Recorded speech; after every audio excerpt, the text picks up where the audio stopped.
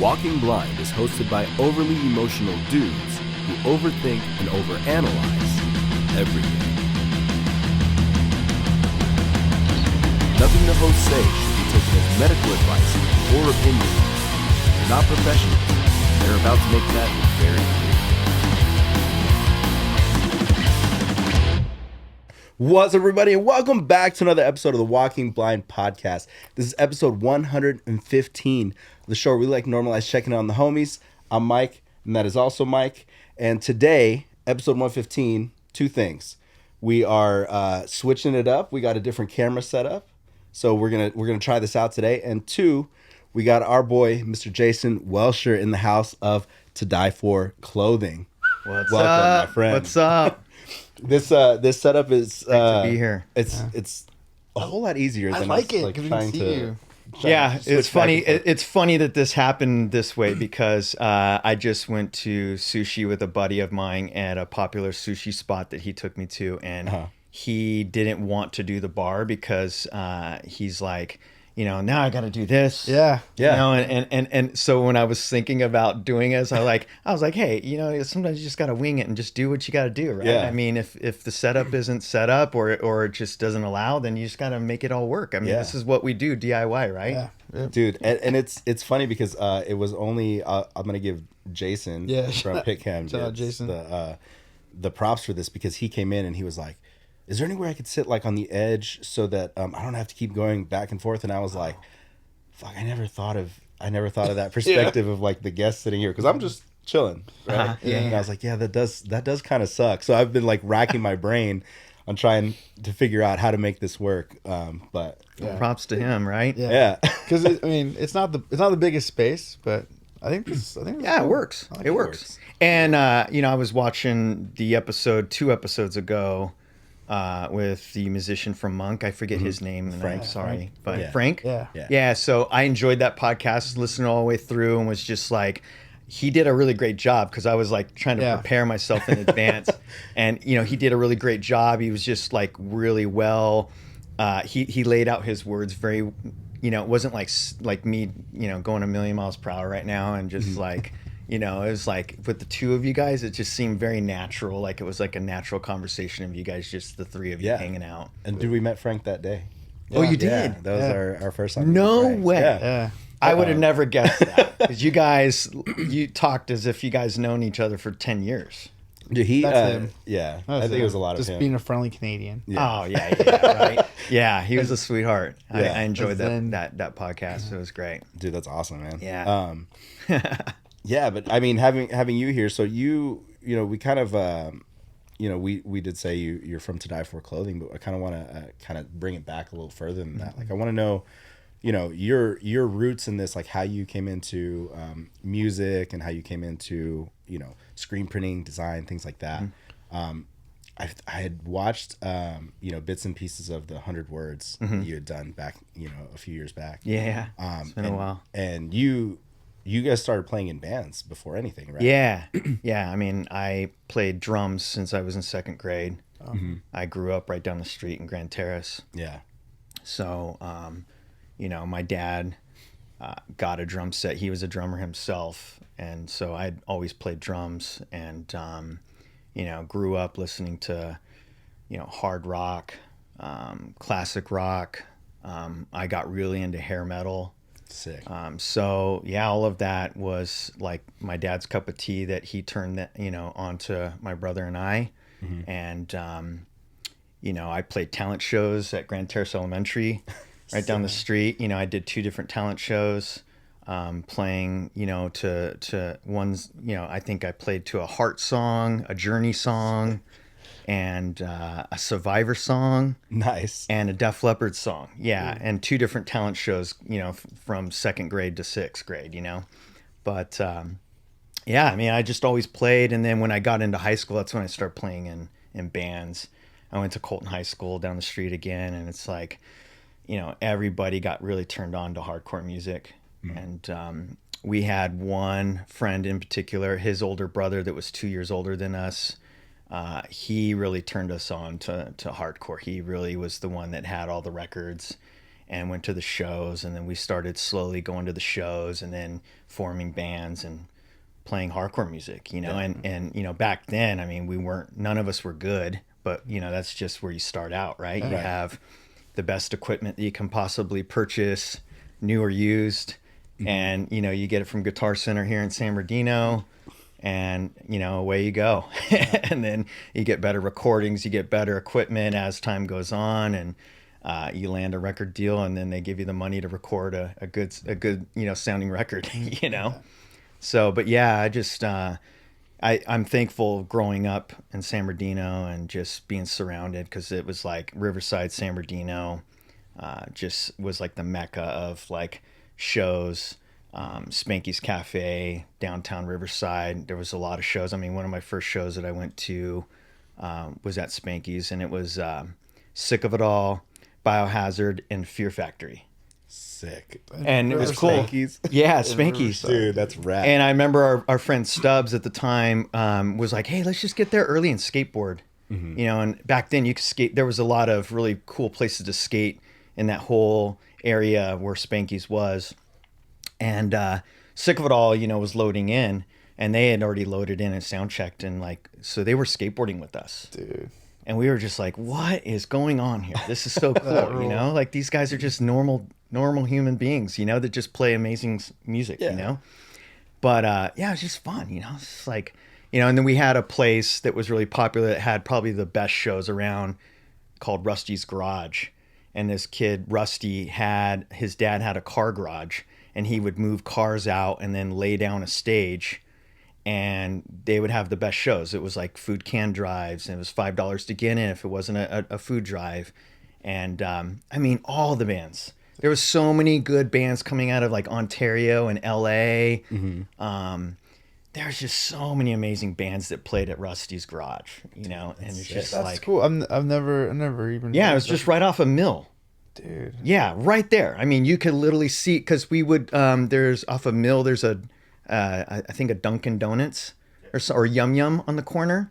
Okay. Yeah. So we would walk to that Yum Yums between bands. So that if you get off a mill, you go to the left. Yeah, if we were heading from here, you would get off on the left, go underneath the freeway. Okay. And then the very first street that's basically parallel with the 10, or I'm sorry, the 215. In that little cul-de-sac right there? Yeah. I just had my car worked on in a body shop right at the end of the cul-de-sac. That's why the place. It's Dude, Who knows? It was full of warehouses. Yeah, Like bands could play, and there was never any issues. Never any issues. So rad. That's so rad. And so, you know, playing those shows and like on a stage that was maybe, you know, 3 feet high. Yeah. And it was just so DIY. I mean, there were so many amazing hardcore bands at the time, and it just, again, you just were just fortunate to play. You were just excited to play, you know?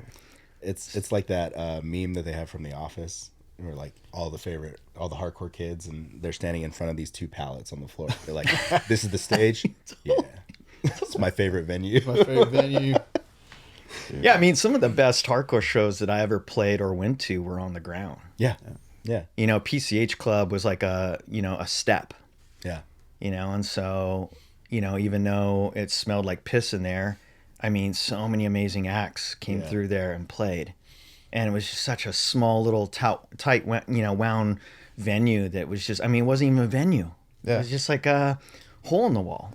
And the energy of like floor hardcore shows, especially when everybody's there and everybody's into it, it's a completely different thing. Yeah. It's like, I mean, everybody loves being on a big stage and having all this room to move around. Yeah. But there's something about like being right here, and there's somebody literally, like, you can smell the person in front of you. Not always the greatest, but like you can reach out and touch people, and that energy is just so sick. Like, It's raw. yeah, everything's, you know, people are jumping over each other just to get to the mic and sing along. Like, those shows It's the are best. fucking rad. Yeah, I mean, if you can't see the band, then that's a good thing. Yeah. Right? Yeah, because you have to come up. Yeah, totally, You right? got to move forward. And then, hey, you get to put away your phones and not take any photos unless you get on the stage, right? And then otherwise, you're just getting, you know, you're in the pit. Yeah.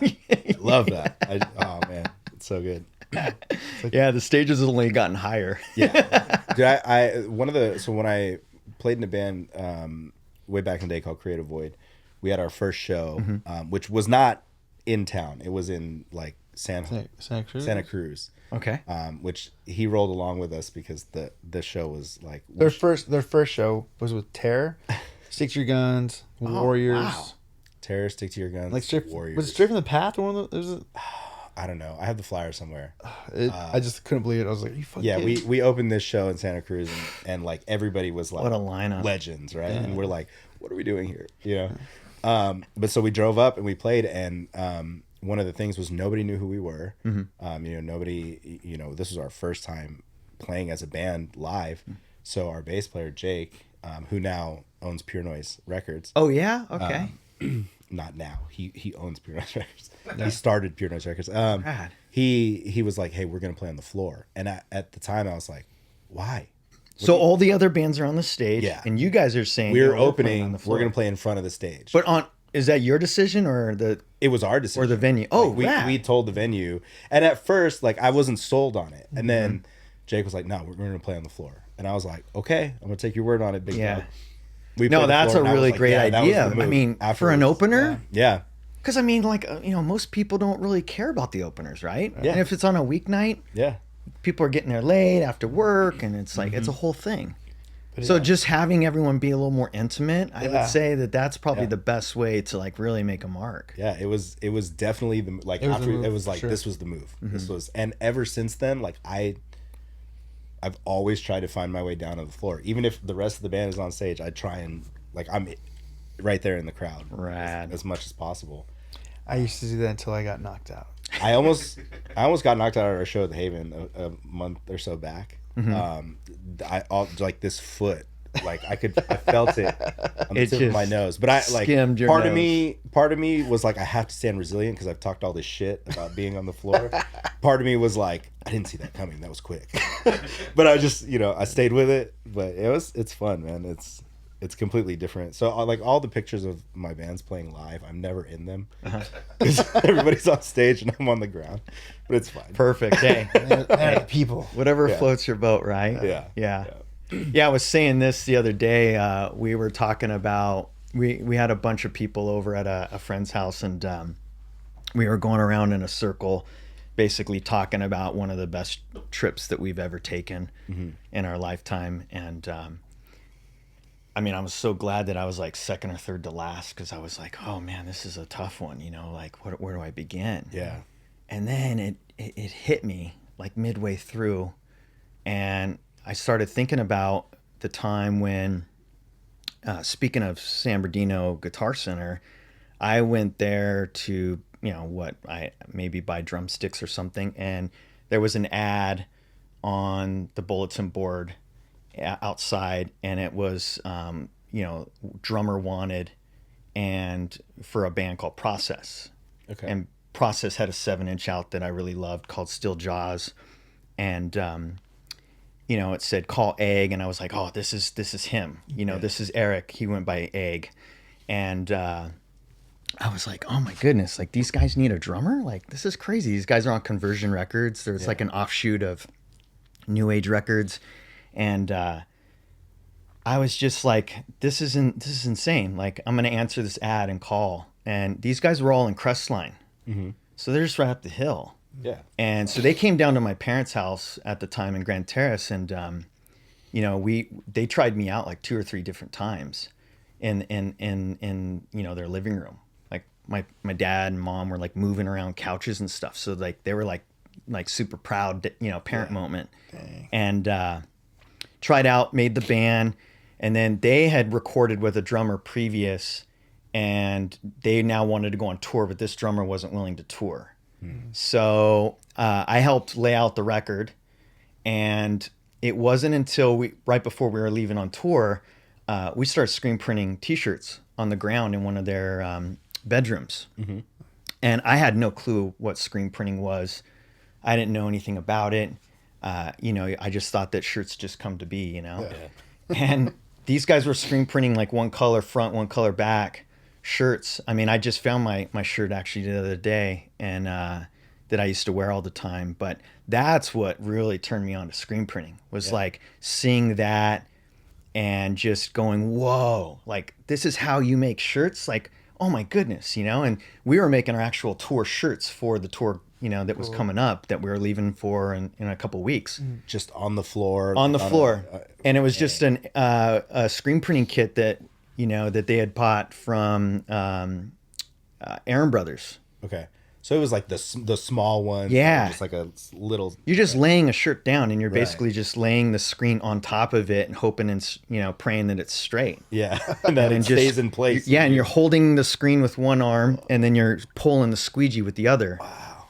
Yeah. And at the time, there was like the graphic that we had was like, it kind of took up the whole screen. Mm-hmm. So it was a good size graphic. So the edges might have been a little. Totally. Yeah, like pretty off. Weak. Yeah. Like washed off, And then to dry it, we just took a blow dryer, dried the ink, and Speedball has ink that you can screen print on cottons and it air dries. Oh, okay. But you have to almost set it with putting a towel down and then taking an iron and ironing over the top of the towel, so then it kind of sets the ink inside the t-shirt fibers. Right. And so that was really what turned me on to it. I was like, wow, this is insane. This is so cool. I mean, I want to make all the shirts. And so then that's really what I did. I made patches. We laid up our name a bunch and just got random fabric from maybe it was like Joanne Fabrics back in the day. And we just got random floral fabric, and then we screen printed like the step and repeat of our band name, and then we would just cut them out on the road going show to show to show. Dude, that's awesome. But on this tour, we played with so many amazing bands that I'm friends with to this day. And so like we played shows with Snapcase, 108, Coalesce. I made good friends in Minnesota with Disembodied, and we played in a basement in Minnesota, and the guys from Disembodied were there, and that's how I became friends with those guys. They didn't play with us, but it was like, yeah. But playing with like 108, I mean, that's like one of my favorite hardcore bands to this day. Yeah. Snapcase, playing with Snapcase, and like having like PETA come to the shows, and I had grabbed a bunch of pamphlets, and that's what turned me on to being vegan. Like I was vegetarian, but I didn't have any clue about someone that doesn't eat dairy. I was like, wow, what is happening here? So that's what really turned me on to all of the different things throughout that time. And then Strife did a little small stint of shows, which is awesome. They're still around doing their thing and still popular. So yeah, it was just really fun. I mean, there was just so many moments in that journey that I was like, man, it all came back full circle. Cause like once that tour was done, I just went full speed ahead. You just knew that's what. Yeah, I was like trying to burn screens in my garage, and just was like hell bent on trying to make merch for my bands. And then, people started finding out and asking me to make shirts, and I was like, yeah, I'd love to, Yeah. And then randomly enough, I answered a Penny Saver ad. And this Penny Saver, like, gets delivered in your mail. Yeah. I answered a Penny Saver ad. I was like, for someone selling screen printing equipment in Big Bear. And so I went up there and picked it up with a trailer with my dad, and find out that it was Mike Hartsfield from New Age Records selling this screen printing equipment. Wow. Okay. Yeah. So I brought all this equipment from him. I want to say that I spent like maybe $500 to $800 or somewhere in that, buying all this used equipment, all his used screens. I'm getting all these used screens from him with like Outspoken and like Lifetime. The one Lifetime shirt with like it's like a Monopoly and it says money sucks. Like I'm just like, wow, and I never made those shirts. I just ended up getting rid of all the graphics, but it was just such iconic artwork and iconic screens and just iconic t-shirt graphics, But yeah, and then Mike and I became buds, and he just was, I think, kind of in a time where he was like, I'm just going to job out all my screen printing and do, I don't want to screen print my own stuff. I just want to like, be a label that just is just a simple label, Right. But yeah, and then I started making shirts, and then I would say that the very first band that I ever made shirts for that I was just like, what, I'm making these shirts is Unbroken. Played like their last show after Eric had passed away, and they did like a show for him, and I did a shirt that said like Unbroken on the back, and it had like some lyrics for Eric Allen, and it had a picture of him playing guitar on the back. Okay. And yeah, I mean, it's just like iconic moments, you know? Yeah. And then doing stuff for like a bunch of labels and other bands. I mean, it's just like slowly over time, it was just like, I'm just going to build this up and build this up. But meanwhile, I mean, I worked down the street at Taco Bell right here on Washington. That was my first job. Oh, the one that was like across from the McDonald's? Yeah. Okay. Yeah, so I worked there full time out of high school, and because that was a job that I could tour and play shows as long as I played like music and wrote songs with the guy that was the manager at the time that played guitar. He just had no one to play with, and so I'd play with him, and then he would just allow me to have a schedule whenever I wanted to work or didn't want to work. Dude, That's sick. Yeah, and I'd set up my drum set in his apartment right here in Colton. Dude. Like, dude, how loud is that? You know? Man. And no one said shit. No one. You know? Man. And dude, that's just how it all worked out. And was this, you were just printing out of the garage at this point? Yeah. My parents were always giant supporters of you know, my brother and I. You know, That's they huge.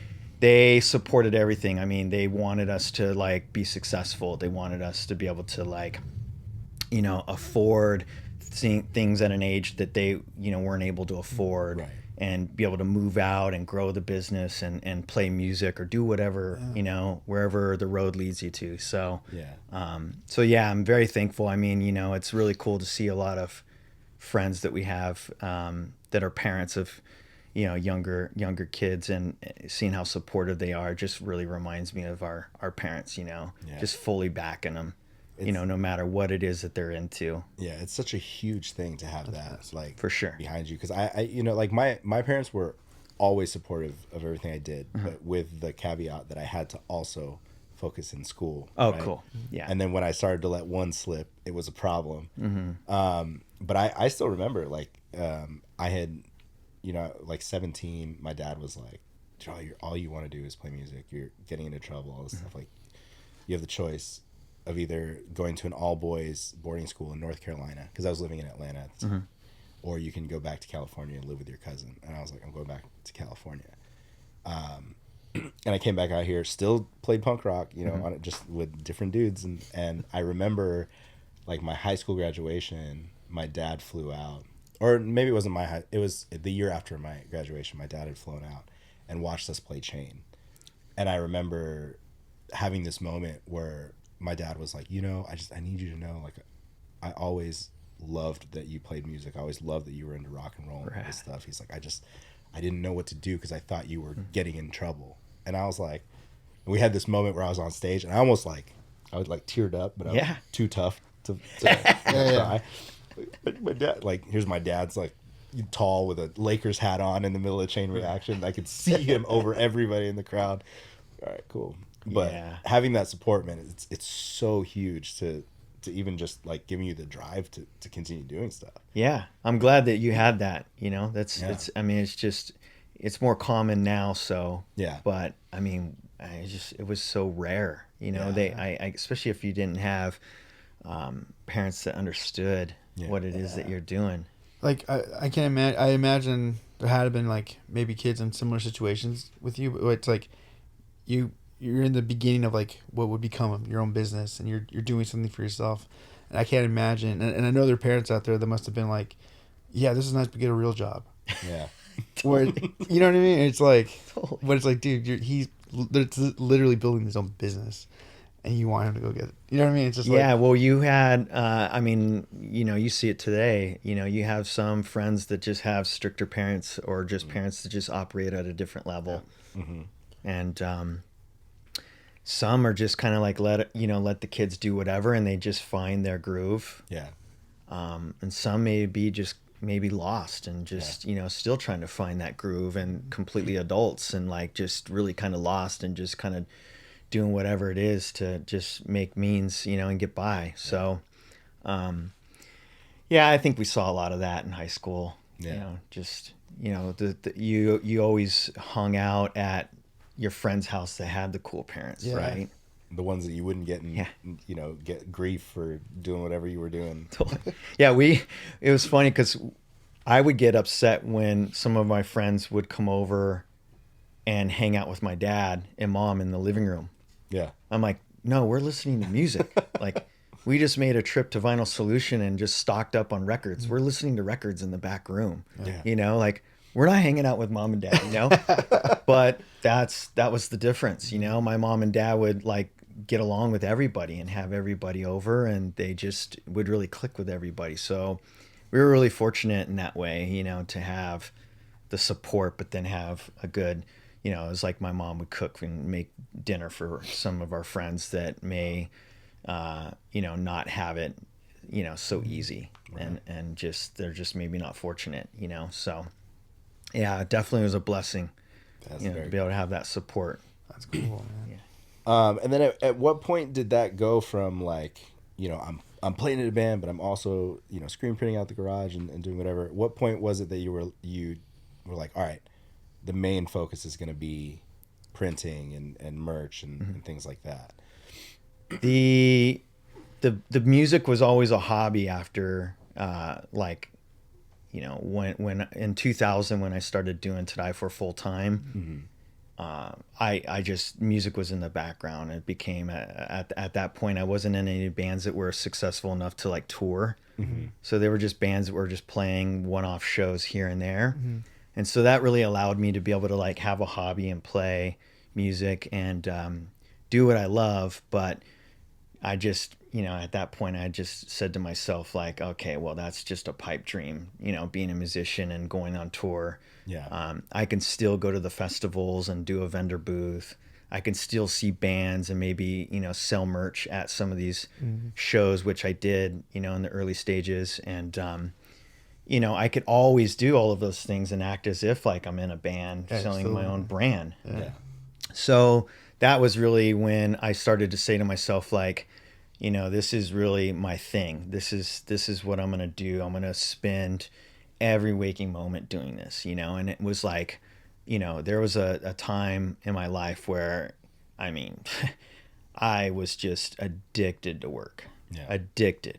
I mean, there are so many times where I am running through the night, no sleep, trying to stay up as long as I can to try to get who's ever merch out the door, and literally taking a break and maybe sleeping on warm shirts that came out of the dryer, you know, for Adamantium or 18 Visions or Throwdown, you know, because they have a giant tour coming up and Indecision placed a good size order with us, you know? And so there was always those times. And then, you know, I definitely don't miss these times where it was just like, you know, they're leaving on tour on Monday and they're calling you on Thursday prior, asking you to make some shirts happen. And you're just like scrambling. Yeah. You're driving down, you're picking up t-shirt blanks, you know, you're doing everything you can, working over the weekend and just sacrificing because you're like, I love the band. I love the people in the band. Yeah. And this is my business. And if I'm going to do this for a living, this is what I got to do. I got to grind, you know?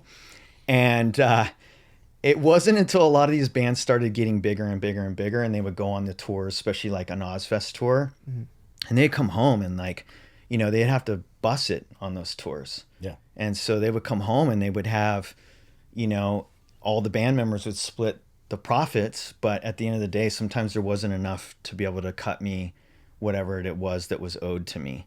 And, you know, at that point in time, I had started having employees, and it was just like, all right, well, I'm not taking a paycheck. I'm paying my employees before I pay myself. And so that's when it got to be really hard and challenging. And then I started thinking about the bands differently. I started not wanting to see certain people in the bands because I was like, man, you know, this is so hard, you know? Right. But I got it. I knew it wasn't personally. I knew that they weren't coming home and like not purposely paying me. Right. It was like, dude, they went out, they worked their asses off, and now they're like coming home and they're like wanting to split profits, and there's just not enough on the table to pay me, you know? But they all eventually paid me. It's just sometimes it took a little bit longer, you know? So, but that was a struggle, you know? That was a little bit of a struggle. But yeah, I mean, at that point, it was just like, I mean, the last big band that I played in that was really fun for me was like a dance rock band that sounded kind of like The Faint. Oh, okay. And it was called Rebel Fever. Of course, it was all full of friends. But, you know, we would play bars. I mean, the money that we would make at shows was like the money that I never saw playing hardcore shows. Right. Right. You know? Oh, here's $5 gas money. I mean, back then you're like, oh, cool, you know? But, you know, you might get 20 or whatever it is. But, you know, that band was like the band that, you know, we just played fun. We were like very, like, just, it was just fun. It was like every time we were writing songs, it was just like, it just didn't seem like it was work.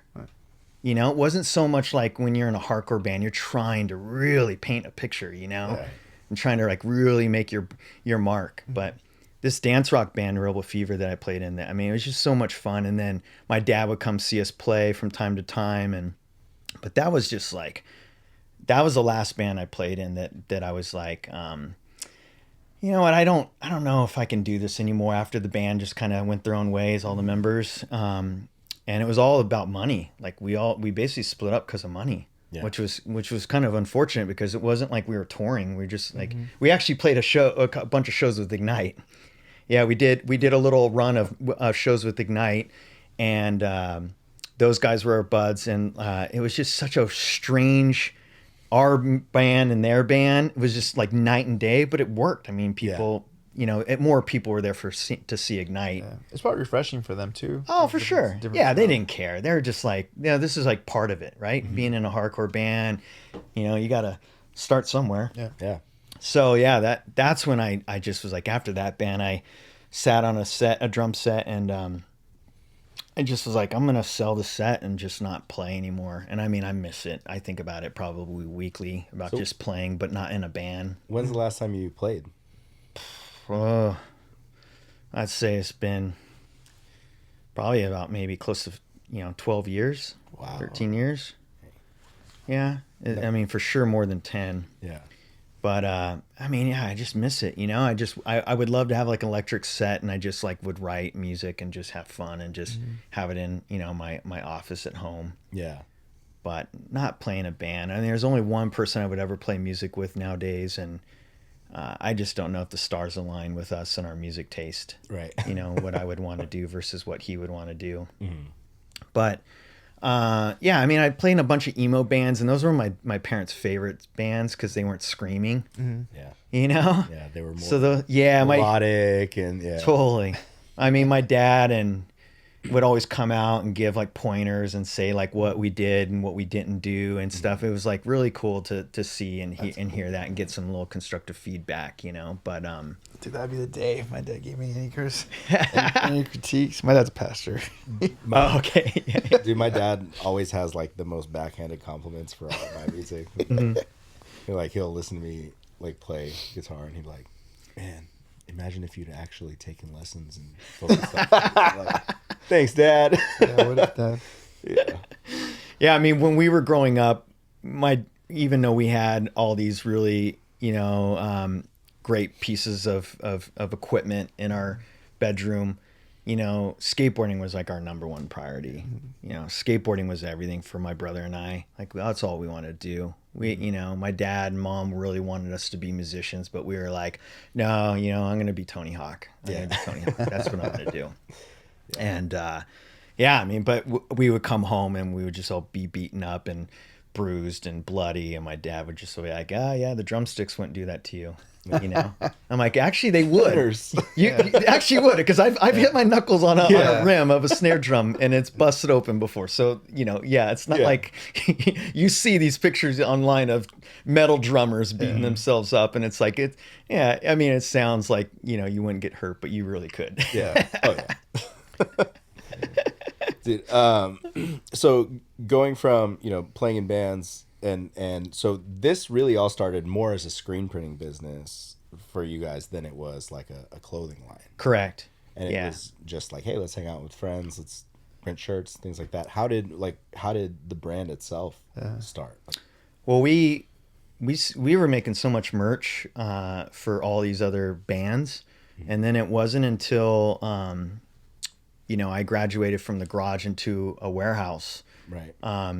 I had worked a job, I was like, if I'm going to own my own business, I need to work somewhere that is a screen printing operation. So I definitely recommend, if you want to do something on your own, you should like dive in and go full force on like learning the operations and just, making up your mind whether or not, you want to do something like this full time. And I think just working behind the scenes and screen printing and washing out screens and seeing how everything worked. There was a company I worked for in Huntington Beach in the early 2000s that was really popular and did a lot of Paul Frank. They screen printed a lot of custom bags and things for Paul Frank at the time. Okay. And so this gentleman wanted to sell the business at some point. And we looked into purchasing his business straight up and all his customers. But he just wanted too much. And just the equipment and a lot of things were just beaten up and broken and just hadn't been like really cared for in a while. So it was like, I think I can just do this on my own. So when I walked away from that and started doing the band merch, that's when Paul Frank had hit me up and was like, hey, we're looking to move, from, this Fat Mike screen printing. Would you care to take on our account? And I was like, would I? I mean, really Paul Frank paid the bills. They were the ones that were allowing me to be able to make band merch for cheap. And because they were like my bread and butter, and they were giving me so much bulk production that I just was like, this is great. They're paying me net 30 or net 15. And by the time I have just so much coming in and going out, it was like I was getting paid COD in a way. Nice. Because as soon as I opened the mail, it's like I always had a check, and I was always getting paid. Yeah. And then the band merch was something that in the background was happening. And so I just was like, I'm going to do this full time. And Paul Frank randomly enough had a warehouse that they were getting ready to sublease. And so I just was like, hey, I'll take this warehouse. And it was in Costa Mesa off of 17th Street by the Trader Joe's over there. And I just rented that warehouse. It was like 1,000 square feet for like $750 a month. Wow, and really? I just literally, I rented out that place, and then the place next door came available, and we knocked down the wall, and then we had a 2,000 square foot. And then later on, when we outgrew that place, we were like, let's move to another warehouse. Since we started looking around, and we found a place that was 4,000 square feet. Before you know it, we're like doubling, But yeah, so then when we were making all that merch for all the bands, and then making stuff for brands now. So now we're getting like word of mouth from Paul Frank, Ruka. We were getting stuff from Billabong. We would do some things here and there for Vans. And it was like all this really cool product is coming in. And I would look at it and, stemming from like a graffiti background, I would look at it and go like, who is wearing this? Or who is buying this? Like, this graphic is not good. Yeah, what is this? Yeah, and I was just like, obviously I couldn't, be like, oh, we're not making this because it's not that cool of a graphic. But they knew their customer better than I did. I was just like, I'm going to do this, but it's going to say to die for on it, and we're going to do this, and we're going to make shirts, and we're going to be basically putting them on, guys in Throwdown, guys in 18 Visions. And, with them being on Trustkill, all the bands on Trustkill records started like wanting to wear the brand. Right. And it was like, what I called like walking billboards, like walking business cards for us. We started doing a lot of merch for a lot of the bands, and then they would ask us to put To Die For on the back. And so that was just really fun. I mean, it was like really like, wow, we're meeting so many cool people. We're like all the bands that we love and want to see on stage, they're coming into town, and then they're asking for merch. They come over to our warehouse, they like shop around, get a bunch of stuff in the warehouse, and then they pick up their shirt order. Yeah. And then we would see them on stage that night. You know what I mean? It's so sick. Yeah. And it was just like, bands like Converge would come through from Boston, and you're just like, wow, like this is so cool, And then we started making backdrops for bands, and that was a really big deal for us, because then it was like, they would put us on the list, and then we'd make their merch, and we'd bring the merch to their venue, and then ship out their backdrop to have it on the first date of the tour, depending on where that started. And so it was just like a giant package, for us to like be able to like, go to the shows and see the bands that we love, and then make their merch, and then be like, yeah, we touched that. Yeah. And then that was like, wow, why can't we be doing this for ourselves? Like, And so that's really where it started. We were just making, in the beginning stages, we called the brand Die Trying, and then we got a cease and desist from another company in Baja, Mexico called Die Trying, and they had been using that name and had it trademarked.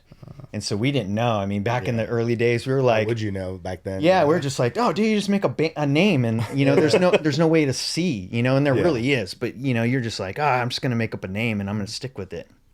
So that's when we had gotten so scared. We were like, we're gonna hire a lawyer, like a trademark lawyer, to like really do this right and like sign up and get a new name. And so I was like, I need to try to find something that's close to Die Trying. So that's when I came up with To Die For.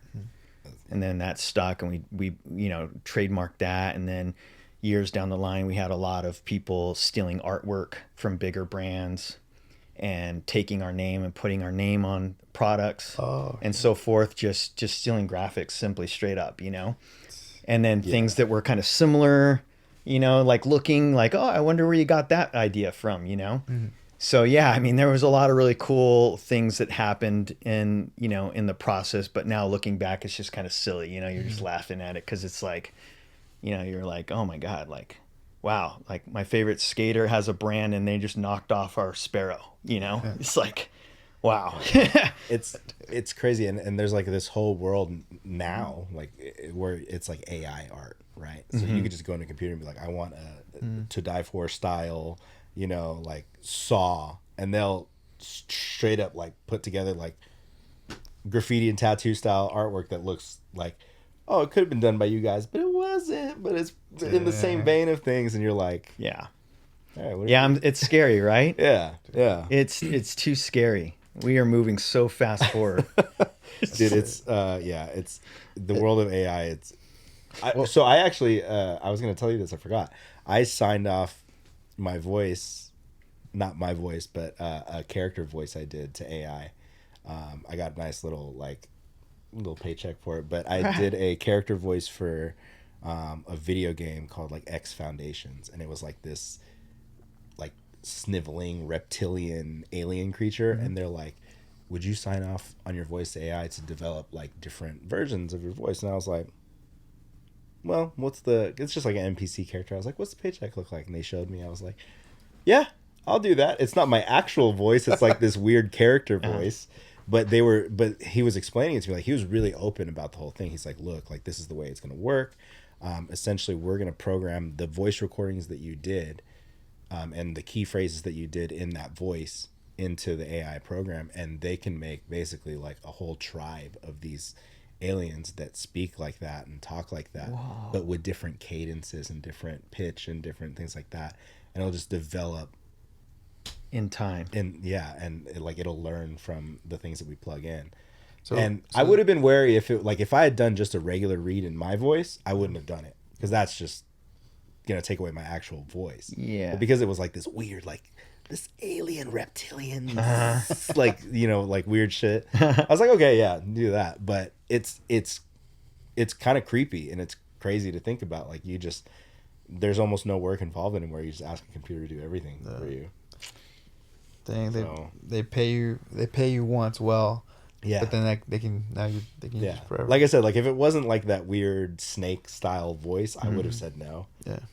Because I make money off of my voice, right? Yeah. But if it was the character voice, I was like, okay, yeah, I'm never gonna do this again. Whatever. That sounds fun though, and just to think about how that is going to grow in time. Yeah. And all the different voices that are going to come from just your simple voice that came into for one character. Yeah. Right? Yeah, like one character NPC, like in the background, like, man. Yeah, but it's definitely a weird, like, even looking at, my girlfriend was looking into, like starting her own like t-shirt thing. But she was gonna do like print on demand drop shipping stuff. Okay. Right? And I'm like, okay, that's cool, and just looking at Canva, like you can do so many designs on Canva. But then what I told her, I was like, every design you're doing is available to everybody now on the platforms. Yeah. Everything that you just like thought up and designed, now everybody can literally take that and just put it on other stuff. Dang. And she was like, really? And I was like, yeah, look, like now that you've made it, it's like in their little marketplace thing. She's like, oh no, that's not okay. I was like, Dude, there it is. it's like I've never thought of like the merch side of things, or even like the branding side of things, where it's like, you know, for us it's like hearing riffs get stolen, or even similar band names, or similar song themes, or whatever it is. I hadn't thought about like literal art, like you said, like someone's like taking like it's a sparrow that you guys use, and it's like that's literally it's ours. Totally. Yeah. Dude. Yeah, it was just really interesting because some of these things were brought to our attention because someone else saw it out and about and was like, oh my goodness, this is, you know, a to die for graphic. And then they would bring it home, or they would send it to us and show it to us. And it was like, oh my goodness, now we got to, like, you know, take our attorneys and go after this person and send them a letter saying to cease and desist, you know, otherwise, you know, they're going to be paying out the nose for us. And a lot of these, because our attorney was so expensive per hour, I just started taking things, you know, DIY style. I started saying to myself, like, there's no reason I can't call up this person and say, hey, this is our graphic. Yeah. You know, how are we going to settle this? Right. You know, how did you guys just think that this was okay? You know, and having a conversation and asking a lot of questions. And yeah, I mean, we got into where it was, what's the name of the brand? It was Hooters. Hooters has the bike rally in, you know, Sturgis. Right. And they had made a shirt that said well-oiled machine, and it had the motorcycle engine on it. And they basically just knocked everything off of it. They just stole the whole entire graphic. And put Hooters branding on it? Yeah. And it was because Hooters had a license through another company. Hooters is kind of disconnected from us. So there's a middleman making all the merch and getting all the graphics, and then they have the account with Hooters. And that's a contract that's, you know, a year or 2 or 5 years, you know. So, you know, this friend of ours brings it home. He's out there riding in Sturgis. He brings it home. And we're just like, oh my goodness, like this t-shirt in my hand, like what's gonna happen from here? What can we do? You know, and in my head I'm going, oh man, I'm just so pissed. I'm gonna make them pay, you know? And at the end of the day, once I slept on it, I just called the guy, and he definitely was not apologetic. He just really kind of just was like, you know what, I don't care what you're saying and what you're doing and how you think you're going to get anything from me. And I was like, all right, well, I gave you a chance, and now you're going to have to talk to our attorney. And our attorney went after them. And then they were like, oh man, these guys mean business. And now this guy is calling me up and going, hey, I would love to have you out for a hockey game. Hey, I'd love to, you know, he's trying to like wine and dine me. And I was still, you know, nice to him and everything, but I was just like, look, you got to now like make this right. You know, you did something, and I know it's probably so far removed that one of your designers just grabbed something and put it on a shirt, and you had no clue as an owner. And but this is all part of it, you know. You know, so they ended up shipping us boxes and boxes and boxes of merch, and we had to basically destroy it all by just cutting it up and just using them for rags in the screen printing shop. Dang. And what happens with the in a situation like that, like with a cease and desist? The shirts have already been sold, right? Yeah, so they got to basically just, I mean, it depends on both parties really working it out and just, you know, coming to an equation, you know. So at this point, we just asked them how many shirts they had made. Right. And then they just paid us a percentage of what it was that, you know, they had made versus the profits and the cost. Right. As if we were like a partner in the whole equation. Okay. And then they sent us everything back, and then whatever got sold is sold. You know, it's on bodies at this point. Yeah. But yeah, it was just like, it was unfortunate it happened. Everything ended on a good note, but you know, it's just, I tried to make it happen up front DIY style by just like calling and being like gentlemen about it and just having a conversation and saying, yo, you got to make this right.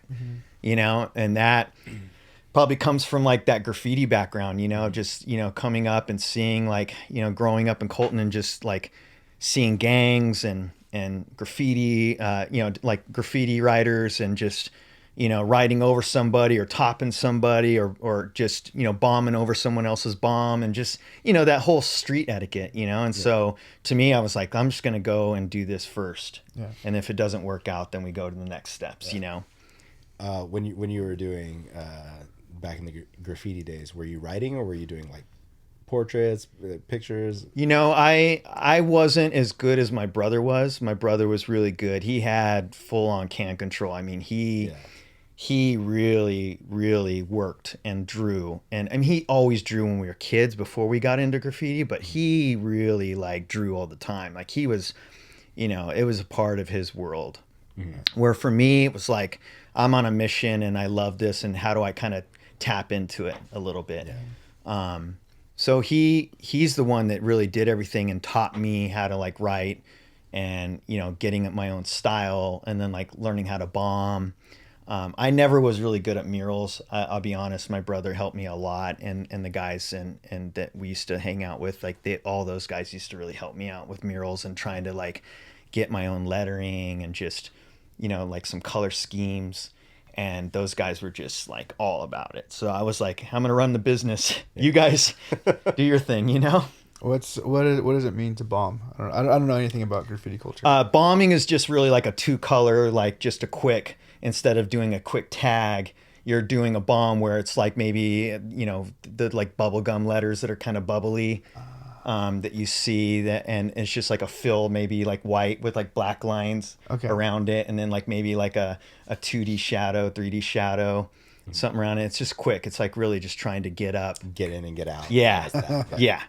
Just get up, get your name really big and bold.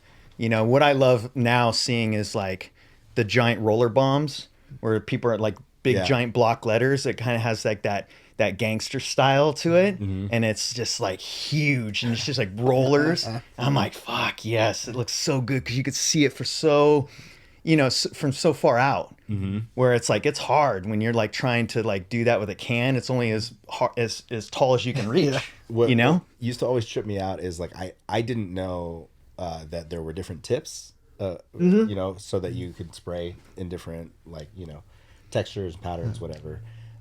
So like I would always be like, how do people? Because I didn't have anybody that really like did anything around me, and I was like, it doesn't make sense to me. And it wasn't until later when I was older I was like, oh, there's different can tips, there's different ways that you can spray, to make sense of it all. And I gave up really, really quickly on paint, and I was doing like wheat paste. Oh, like cool. That. Yeah, wheat paste are fun. So that was pretty much all I got into. Yeah, we used to, before tips were tips like they are now, we would go to the 99-cent store and steal the tips off the oven cleaner.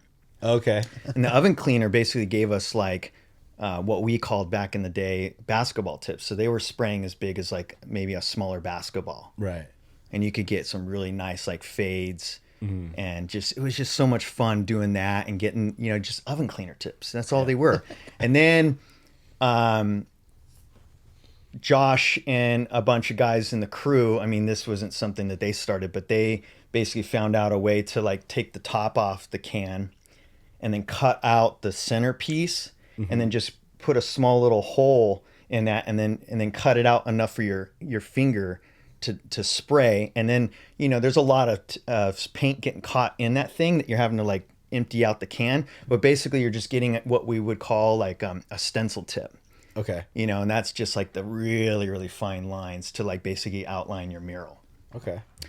But I mean, that was just such a paint waster back in the day. You're just like, oh my goodness, I just outlined this mural and I'm already out of a can, where nowadays there's like specialized tips for all of those, But yeah, it was just like all part of it, just figuring it out. And like different people that we'd paint with would give us tips and pointers on things that they found out. And it's just like anything, right? Hardcore music, punk, metal, who you play with, your community, and just having conversation and then finding out about something new. And you're just like, what?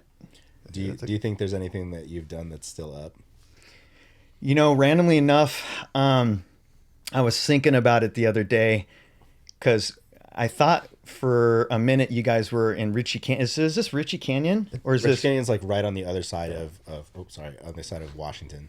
Okay, so There was a time where we had done a wall in that in that canyon, and that thing just rode for like years, Yeah. you know, and it was like, oh my gosh, this is still up, you know, and people would drive through there and just be like, oh my goodness, like this thing is not getting buffed, like it, you know, Yeah.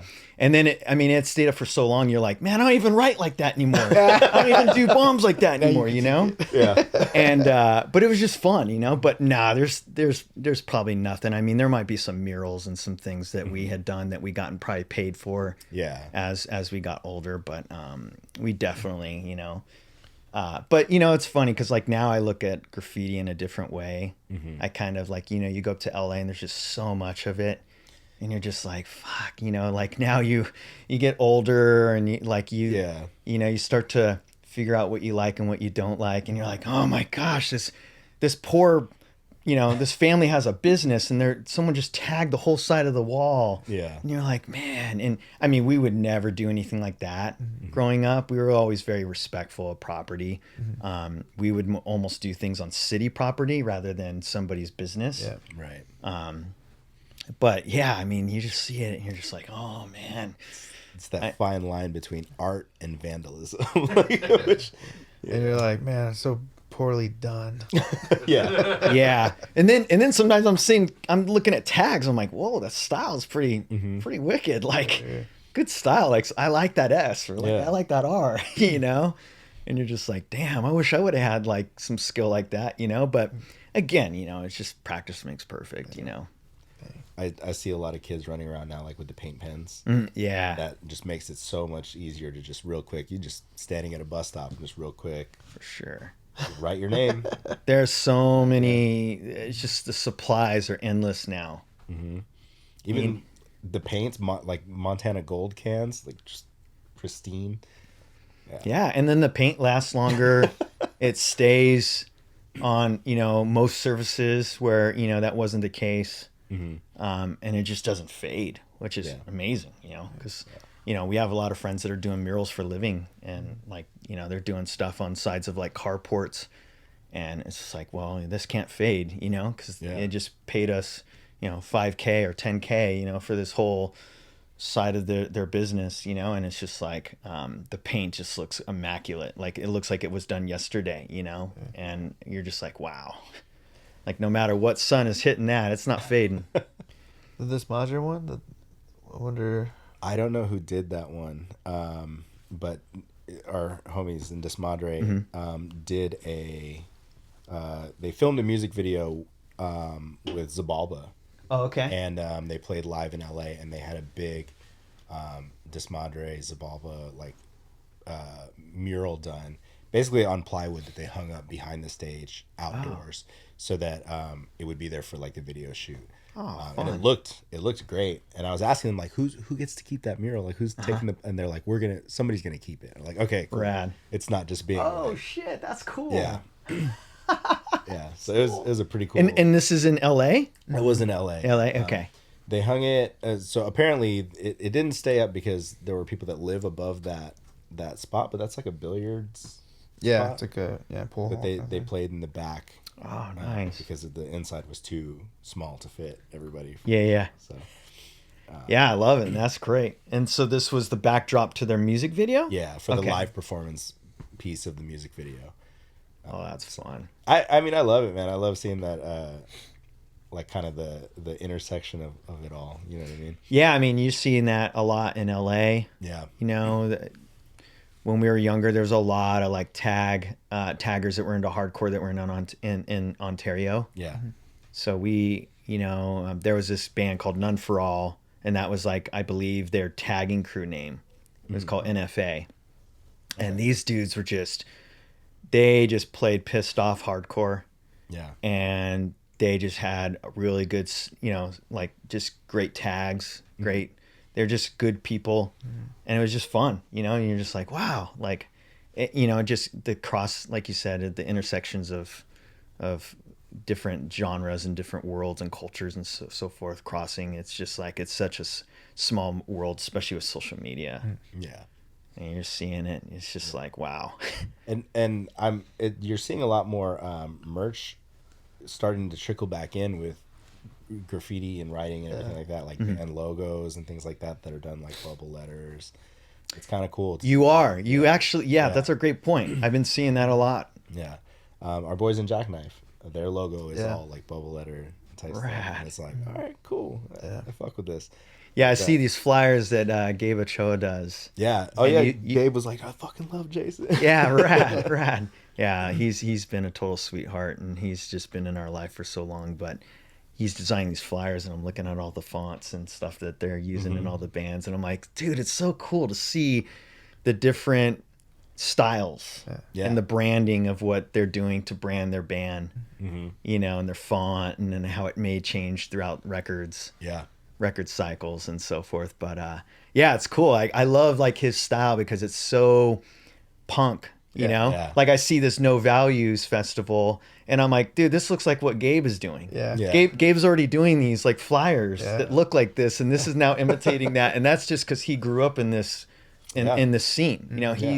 He's like been in it forever. I mean, he's probably one of the first people I met at the barn, you know, in Riverside. His family used to come and take him to shows, and they were all there with him, and he'd be like having the time of his life. It was great. I mean, it's just like seeing him around still to this day, playing in bands and making flyers. It's just like, that's the addiction to hardcore, you know? And speaking of the barn, were you saying you were booking at the barn? Or okay. Around what time were you? Man, what time was this? This is probably like late 90s. It's probably around like 97, 98, 99. It's funny how that all came to be. Disembodied was coming to town, and they needed a show, a show in the IE, and they wanted to play a show in Orange County. And so I was like, well, you know, since we're buds, I'll help you out. And at the time, I think Disembodied had a booking agent named Matt Pike, who I'm friends with to this day. He actually lives here. At the time, he lived in Boston. And I want to say that Matt gave me the Disembodied shows and asked me to, you know, just book them here. And so I initially called Showcase to book the show for Disembodied in the IE. And Ezot never knew who Disembodied was. And so he didn't take me serious. And I mean, he probably thought I was just blowing smoke up his ass, which I wasn't. Yeah. But I was like, dude, this band is huge. You know, everyone's going to want to play this. Yeah, whatever. And he just would never lock down a date with me. And so I ended up booking the show at the barn. And I don't even know how that came to be, but I must have been looking around at other venues that have shows. And I hit up the barn, and they were like, yeah, we'd love to have that show, and we have that date available. So I booked the show there and started the lineup of all the openers. And then it wasn't until that happened, then Ezot started taking me serious, because he started to see that, you know, there was a lot of traction with other bands in Orange County and the IE that wanted to play with Disembodied, because this is the first time they came to town from Minnesota. So we had ended up doing, so it was funny because both Showcase and the barn were promoting the show.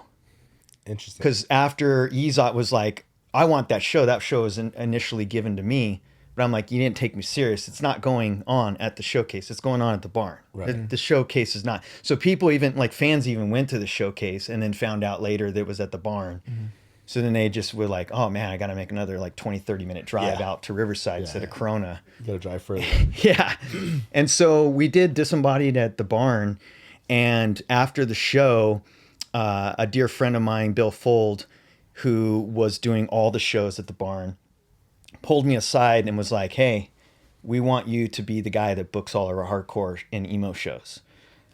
You have a desk in Laguna Beach in our office if you want to come and book shows, and you have a place, and that'll be your deal. So from that show on, I mean, it was so successful because, you know, it was just such a great turnout for a first hardcore show at the barn. That and then we did a show at Coos Cafe for Disembodied as well.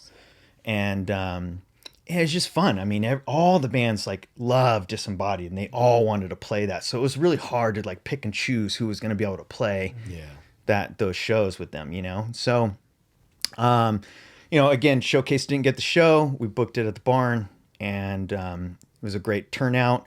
And then I started going to Laguna Beach and booking shows, and Matt Pike would give me a lot of the bands that were coming through. So he would get these package shows, and those shows would all be given to me, and then I would just put them at the barn. And I mean, you think about all the emo and hardcore shows through, like, we were doing this thing called Sunday matinee shows. They were $5, and they would start at like 2 or 3 p.m. And there would be no show at night because school would be the next day on UCR campus. So we were doing these $5 shows, 5 bands, and it would be such an eclectic group of bands. But we would all have them be opening up for like headliner bands that were coming through town. Right. And some of these bands would play at the barn and then go play another venue at night, in San Diego or something.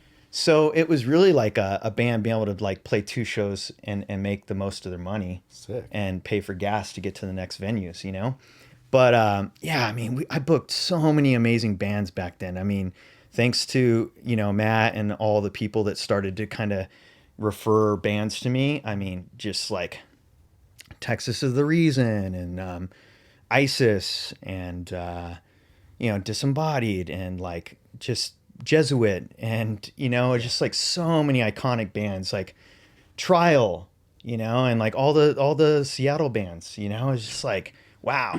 Like, this is so much fun. I booked a ton of shows for Botch. Botch played in like a living room because we didn't have a venue that had an opening date. They played in a living room in Riverside at our friend Jared's house. Yeah. And it's like, you see Botch now selling out the Observatory. Yeah. It's like, and then they're back around, which is amazing, So I only got to catch, I think, one show at the barn, and it wasn't even a hardcore show. I'm pretty sure it was a Frank Turner show. Oh, okay. Oh yeah. And then that's right. And then Frank Turner ended up playing at Carson's house afterwards. Yeah. Someone crazy like that. But you were I grew up there. Yeah. Like that was your home venue before Showcase, right?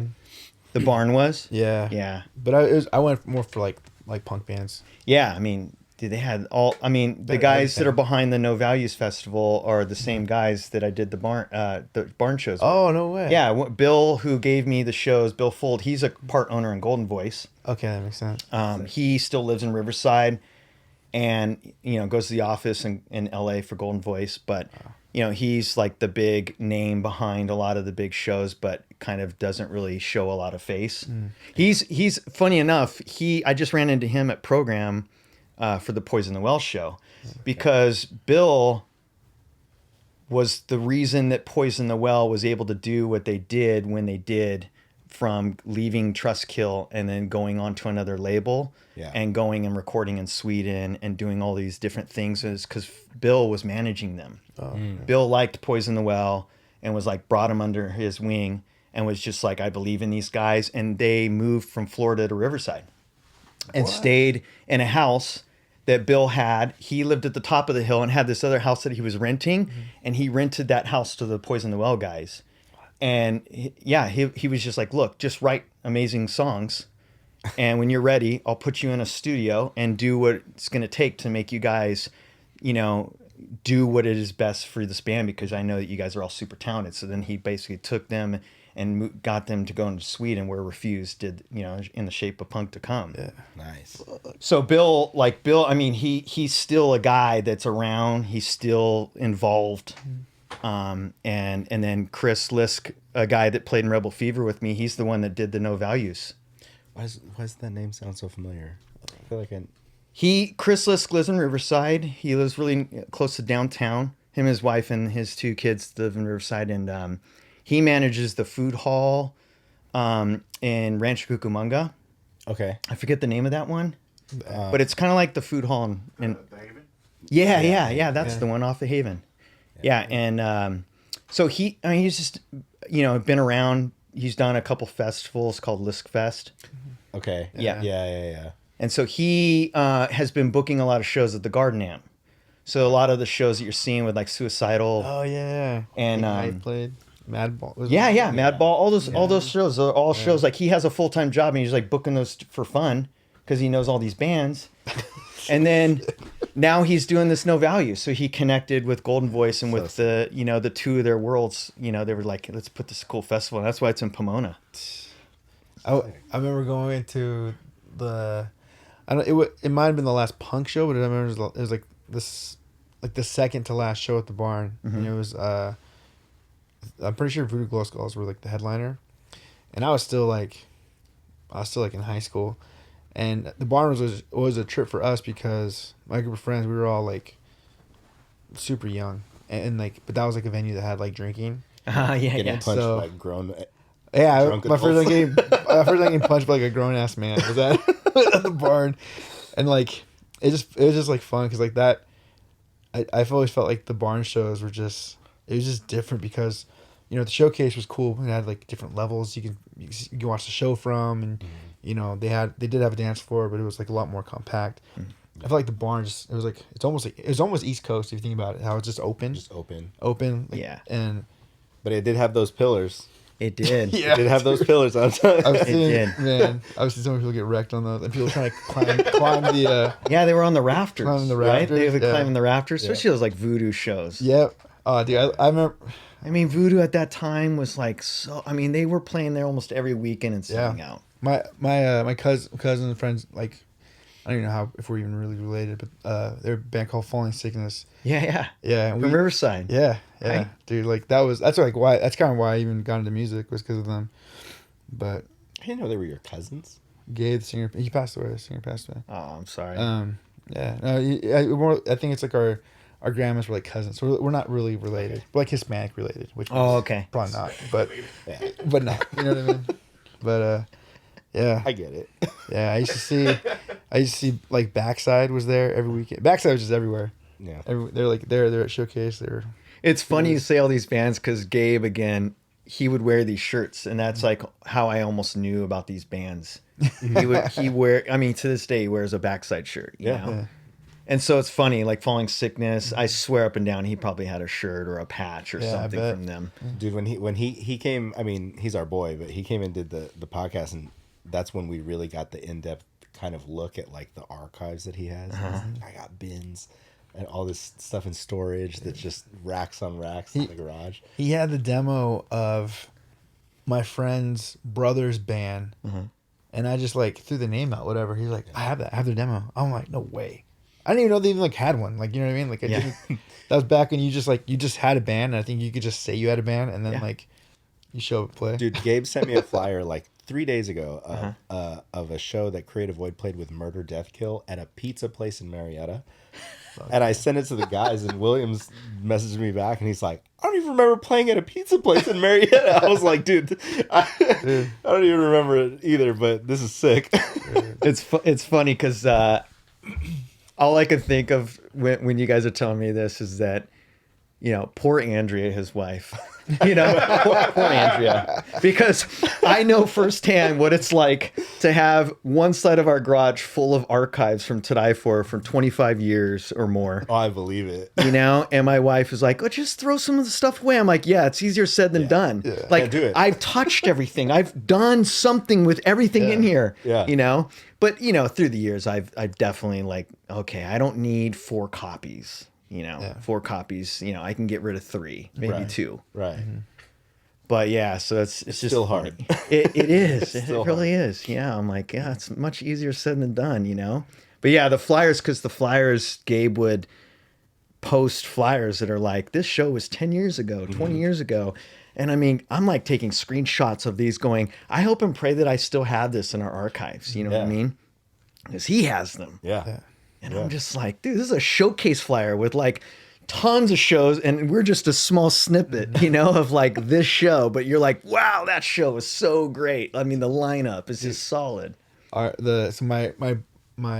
barber, he just recently shut it down, but he had at a shop, he had the bathroom was the whole thing was just showcase flyers, and like, you know, it's one of those things where I'm like, oh, that's cool, but like every time I'm in there, I'm just like, Yeah, you're looking around. I was like, I remember that show. I was at that show, or like, or then to see my band, I was like, Right. that show. we're open for something. Yeah, I mean, it sounds like it's not that cool, but actually, when you're there and you're seeing it, like just so on the walls, Yeah. like, in different fashions, you're just like, wow, like, yeah, there's a lot of really cool history. Yeah. And I miss those like venue flyers that would show you all the shows coming up this month, right? Yeah. And you could Oh yeah, like browse through like because now that's gonna be sick. This is gonna be websites sick. are all. Yeah, Yeah. it's not the same. yeah. I mean, it's like social media, and then maybe a website with updates, and then the bands are doing such a great job of promoting themselves for a tour or just a one-off show. But yeah, man, it's just it's hard not to have those things anymore, Yeah. But you're like, it takes up so much space. I'll just take a screenshot or I'll like save it as, on my hard drive or whatever, It's like I miss calling the showcase and hearing Joe's just His bored, recorded. uninterested, like trying his best to sound like excited about this shit. He's like, all right, so it's Friday 23rd. We have, and he read it all. he Starts would. at $6. Friday, we got this. Yeah, Was also pretty decent at pronouncing some of the ridiculous band names. yeah. Yeah, it would be like today's day and like MMA fighters, right? Yeah. Trying to like pronounce like MMA fight. I'm just like, how did you pronounce? How did you get that? How much did you practice this name before you were on stage calling this person up? For the face off. I'm just like, dang it. Dude, I've had so many embarrassing times when I've mentioned like a fighter or something like that, and my buddy Larry, who's a like big MMA guy, would be like, "Who?" Or like, I think I finally got That's- Nurmagomedov. yeah, and he'll just like, "Oh no, that's not how you say it." It's like, and I was like, Damn. "That's not how you say that. That's not how you read that." Yeah, Yeah, it's interesting, right? Yeah. Oh, the names just keep getting longer. That's why the beauty is having the nickname, Yeah. right? Yeah. It's like, yeah. Stylebender. Yeah. Cool. yeah, The Nightmare. Cool. Like, exactly. Yeah, That's diamond. easy. I don't need to say first or last name, or I could just say the one that's the shortest and easiest to be able to, say to your buddy. the Eagle. The Eagle. Oh, dude, it's so funny. Do you guys think he'll come back? Nah, I don't think so. nah.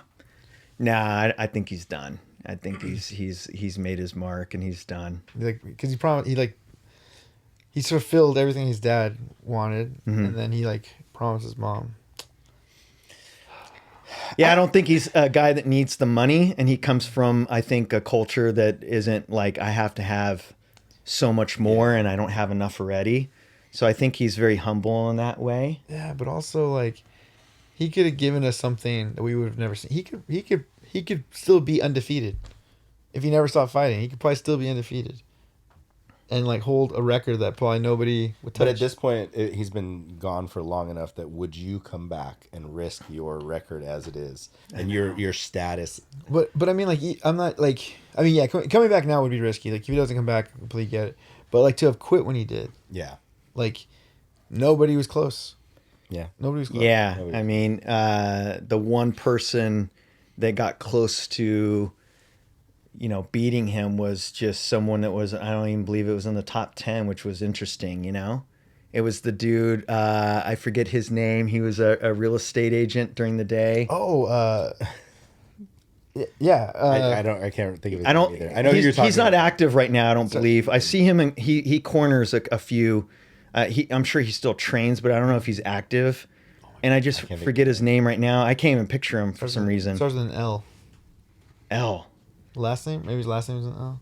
I don't know. Huh. Lynn, Yeah, I'm drawing a blank. I can't. Yeah. I don't It's been so long, but I mean, that was the closest I think that someone ever got yeah. to beating him. If I'm not And he mistaken. came in kind of last minute, right? Yeah, yeah. Oh my gosh. It's driving me crazy. It's driving me crazy look it too. He had a sick fight. He shut up. I think in a way kind of retired. Well, now I can't remember his name. Dude, he had a staph infection in one of his fights. Uh-huh. The guy who was fighting. And then after that, because he didn't take him seriously, he kind of went on a slow decline, and he got beat by Tony Ferguson later on. He got beat by. Yeah, talk about decline. Tony Ferguson. Oh my goodness, poor guy. I was like, it's one of those things- Mentally just not in a good headspace until now, and still lost, you know. And I mean, the sport just goes so quick, you know. And it's interesting, you know, to see. It's like we were talking about earlier with like younger skateboarders. I mean, there's just so many athletes out there in the world, and there's just so many up and comers that are just so young, whether it's MMA or skateboarding. Yeah, that's it, dude. That's it. I was right. No, there's an L there. There's an L somewhere in there. I would have never got that. I definitely haven't seen or you know, you just don't see. He's not an everyday name, you know, in the sport. But yeah, Raging Al, I think that's what his nickname was. Yep. Yeah, right. It looks like some people think that Juicy Gleason, Tebow was also closest to beating Khabib. Once again, don't know if the name is correct, but yeah, I don't know this, I don't remember. I don't know this athlete. No. Yeah, I don't remember that fight. Huh. Interesting. It's crazy now. Now we're going to like MMA stuff. We did this with Frank. You know, he's talking about like hardcore and Zen and stuff, and then we started talking about hockey. Hockey, and you just go on these tangents, right? You just go wherever it goes, right? Yeah, I was gonna just say that like it's cool to see like when you know following MMA or just the UFC from beginning to now, and like the different styles that take over, and like the era of like the striker, the era of like the grappler and stuff, and like I think it's I don't know, it feels like it's going back to like the era of the striker. I think I feel to boxing. I agree. Yeah, which I prefer. Yeah, I'd much prefer to see two dudes like stand up and throw, rather than like grappling and unless it's like two really good like wrestlers or two, you know. But even then, like majority of the time, it's just spent like trying to get out of each other's holds. And you're like, all right, it's cool. Yeah, and I mean, you know, for a fan in the stands, you know, they get over it. They just they're not in that octagon, and they're just you know, they start to spend so much time on the ground. You're just like, okay, what's next? You know, get back on the feet. You know, and the feet is very exciting. Yeah. A good takedown is exciting. It is. But then everything that comes after, you're like, okay. Yeah, it's just. Dude, thank God for Joe Rogan. Like especially in those early days, explaining to people who like I don't know anything about like jiu-jitsu or any of that stuff, for at least explaining like what is potentially happening. Even though as like if you've never done it, you're like that commentary is key. Yeah, it is. It's like what? He's like, no, he's in a dangerous position right now. And you're like, oh, okay. Like, I was like, oh shit, okay. Yeah, I mean, they've done a really great job of that, where you know it's Paul Felder or DC or Michael Bisping. I like that. You know I mean, you know, it's just so well done where they can all explain it, and some of them may not see eye to eye, but they do such a great job of explaining it to somebody that may not follow the sport. Yeah, and so I think that's great. You know, it's definitely been key, and it's helped elevate the brand. Yeah, dude. The funny enough, the way I learned the most about UFC was because on Warped Tour 2010, I worked for Atticus. Okay. And the bus I was on, the band was nonstop playing UFC on Xbox. Oh. So we would just sit in the lounge and play UFC, and that's how I learned most of like, because at the time I would watch fights, but I didn't know really what was going on. I didn't understand any terminology or whatever, and that's how I learned a majority of it, because we'd just sit on the bus and play UFC. So you learned athletes' names. I would learn names, and then also like I understood more of like what an armbar was, what like, you know, all these different like, you know, setups to different holds and moves and things like that. And I was like, oh, okay, now it's starting to make more sense. Watching The Ultimate Fighter for me was like, because then they talk about guys that were training a certain thing, or like when it's just the, you know, the fights, and it's like an empty arena, and you can hear them like literally talking or explaining what's happening. For me that was like so helpful, and it helped me enjoy it a lot more. I was like, oh, okay, they're not just. Dude, for so long, like after when I moved out on my own, I didn't have cable, right? So it was always just like okay, cool, we had internet and we'd watch stuff online or whatever, but I never really watched TV, so I would never really watch Ultimate Fighter until it was already seasons and seasons in and I Yeah. could stream it. Yeah. Then I would start going back and watching it. But at the time, I didn't really have cable to watch it because I never paid for cable. It's cheap. Yeah, I mean nowadays when you hear someone that pays for cable, you're like, Oh, yeah. what are you doing? Yeah. Yeah. It's 2024. Like, Yeah. it's you're paying for cable? Yeah, I don't- Why? I just this is we had a friend that a neighbor of ours that paid for cable for. I mean, I think he still does, but he finally got a smart TV, and I was helping him set it all up and so forth, and he's now like he's got all the apps and he's just all up to speed. And he's like, oh my God, it's so overwhelming. I'm like, yeah, tell me about it. Yeah. Tell me about it. Yeah. We still can't find anything to watch. Yeah. I know. Yeah. Good thing you are single because my wife likes to jump around and watch all kinds of different shows. And I'm like, no, let's finish this show. You know, let's finish this show and then we can move on. I'm very like, let's finish like working on something and before we jump around and start exploring some new show or whatever is the new. Because I mean, I was actually randomly enough thinking about it on my drive here. I was like, man, there's just so many riffs. There's so many shows. There's so many bands. There's just so much, yeah. right? Yeah. There's just so much. And it's like, I wonder if we just put a hard stop, we would probably have enough, at least in our lifetime. For a while. Oh, yeah. We'd have enough. Yeah.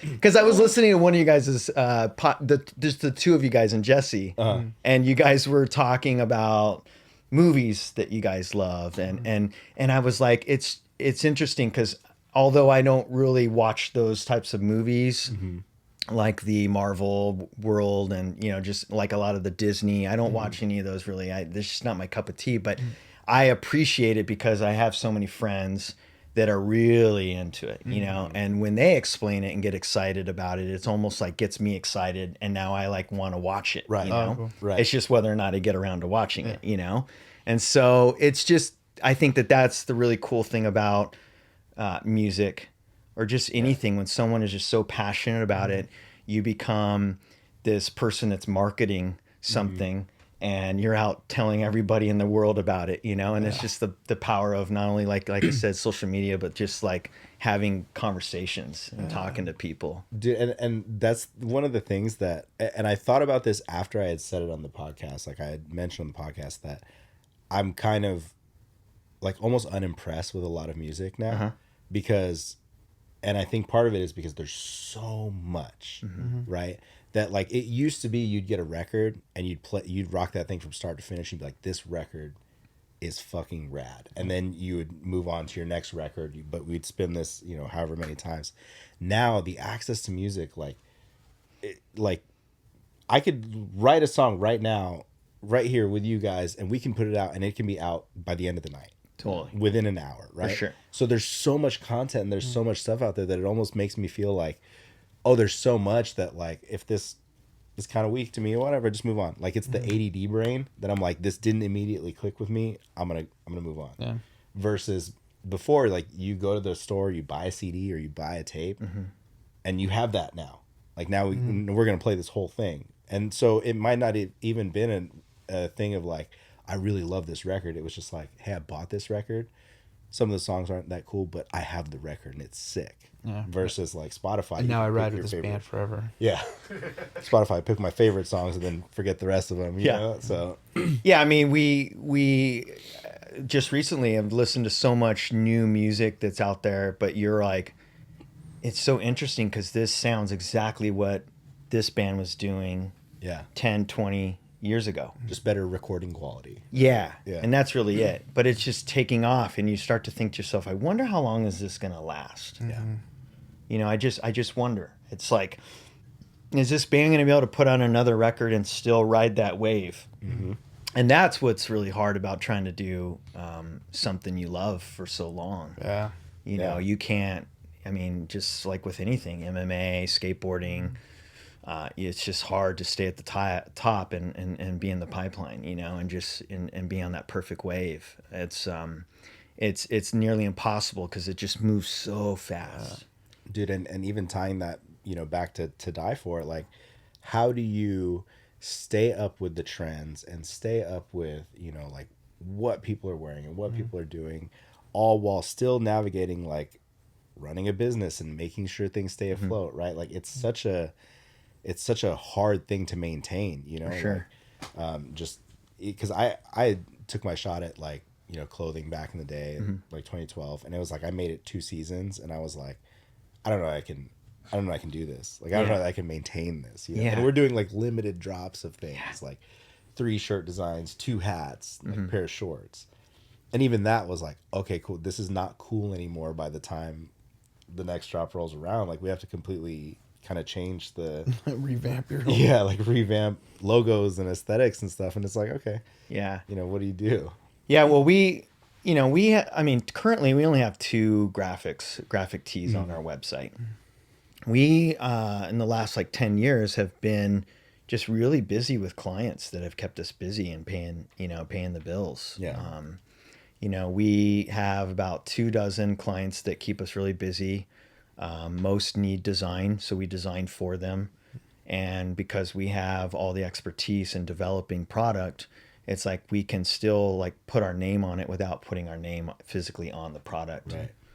So, it's interesting because there's so many options for people to go, and a lot of our business comes to us as referrals. Speaking to a new client that is sweet as pie, talked to him on the phone, and he reminded me that, I need to get on the phone more often. I can't just rely on email and text and direct message. I need to get on the phone. And, he lives up, I think like, northern LA somewhere. But I know at some point in time our paths will cross and we'll meet in person. But, he was like, I want to come see your facility. I want, and I'm like, whoa, this is nice. It's like refreshing. And I even thanked him because I was like, you're reminding me that I need to get on the phone more often. I can't just continue to just write back and forth because everyone is busy, including myself. And people don't want to just be peppered with questions all the time. It's just hard. And, even though we don't have an online system because we're doing everything very custom and we don't have customers just coming to us from, everyday life, just clicking onto our site and going, oh, I want to place an order. It's just not like that. It's like, we want to walk you through the process and basically give you the experience to be able to like make a product and come back to us and know that you sold the product and you are placing reorders or new orders for new graphics. And that's important for us, and getting on the phone, networking, referrals is a big thing. And I've been talking to a lot of our designers, and when it comes to trends, it's like, I see so much amazing work out there. I mean, even you guys as graphic, it's like, there's so many amazing artists that aren't even tattoo artists that are emulating, that type of work on graphic tees and selling it and making a living, which is great, And it's just really cool to see how it's expanded and know that there are designers out there that are very talented, that are working really hard and making cool graphics. And yeah, it may not be the first of its kind, Right. but it may be kind of similar. But I mean, if you look at traditional tattoos, I mean, or even just like old, like, gangster tats, everything, it all kind of stems from something, and it all stems from a world and a culture and a look and a theme. And so for us, I've been spending a lot of time the last couple of weeks speaking to different designers. And it's funny because, in the beginning stages, when I would talk to designers, everybody was like, I'm open to everybody and I can do work for everybody and just first come, first serve, and I'll work on it. Right. Nowadays, because of social media, everyone's getting busy and now their prices have gone up and it takes a little more time, which is great. I'm stoked to see that people are busy, but, I think one of the things too is like, some of the designers, they are just so humble that it's easy to be able to just call them up or have a conversation and kind of figure out what it is that they're doing and how we may be able to connect and not just designs, but just like, have a communication, have some communication on the phone, and just have a discussion about like hangups and things that we're having through the process of just working with customers. Right. Because everyone is just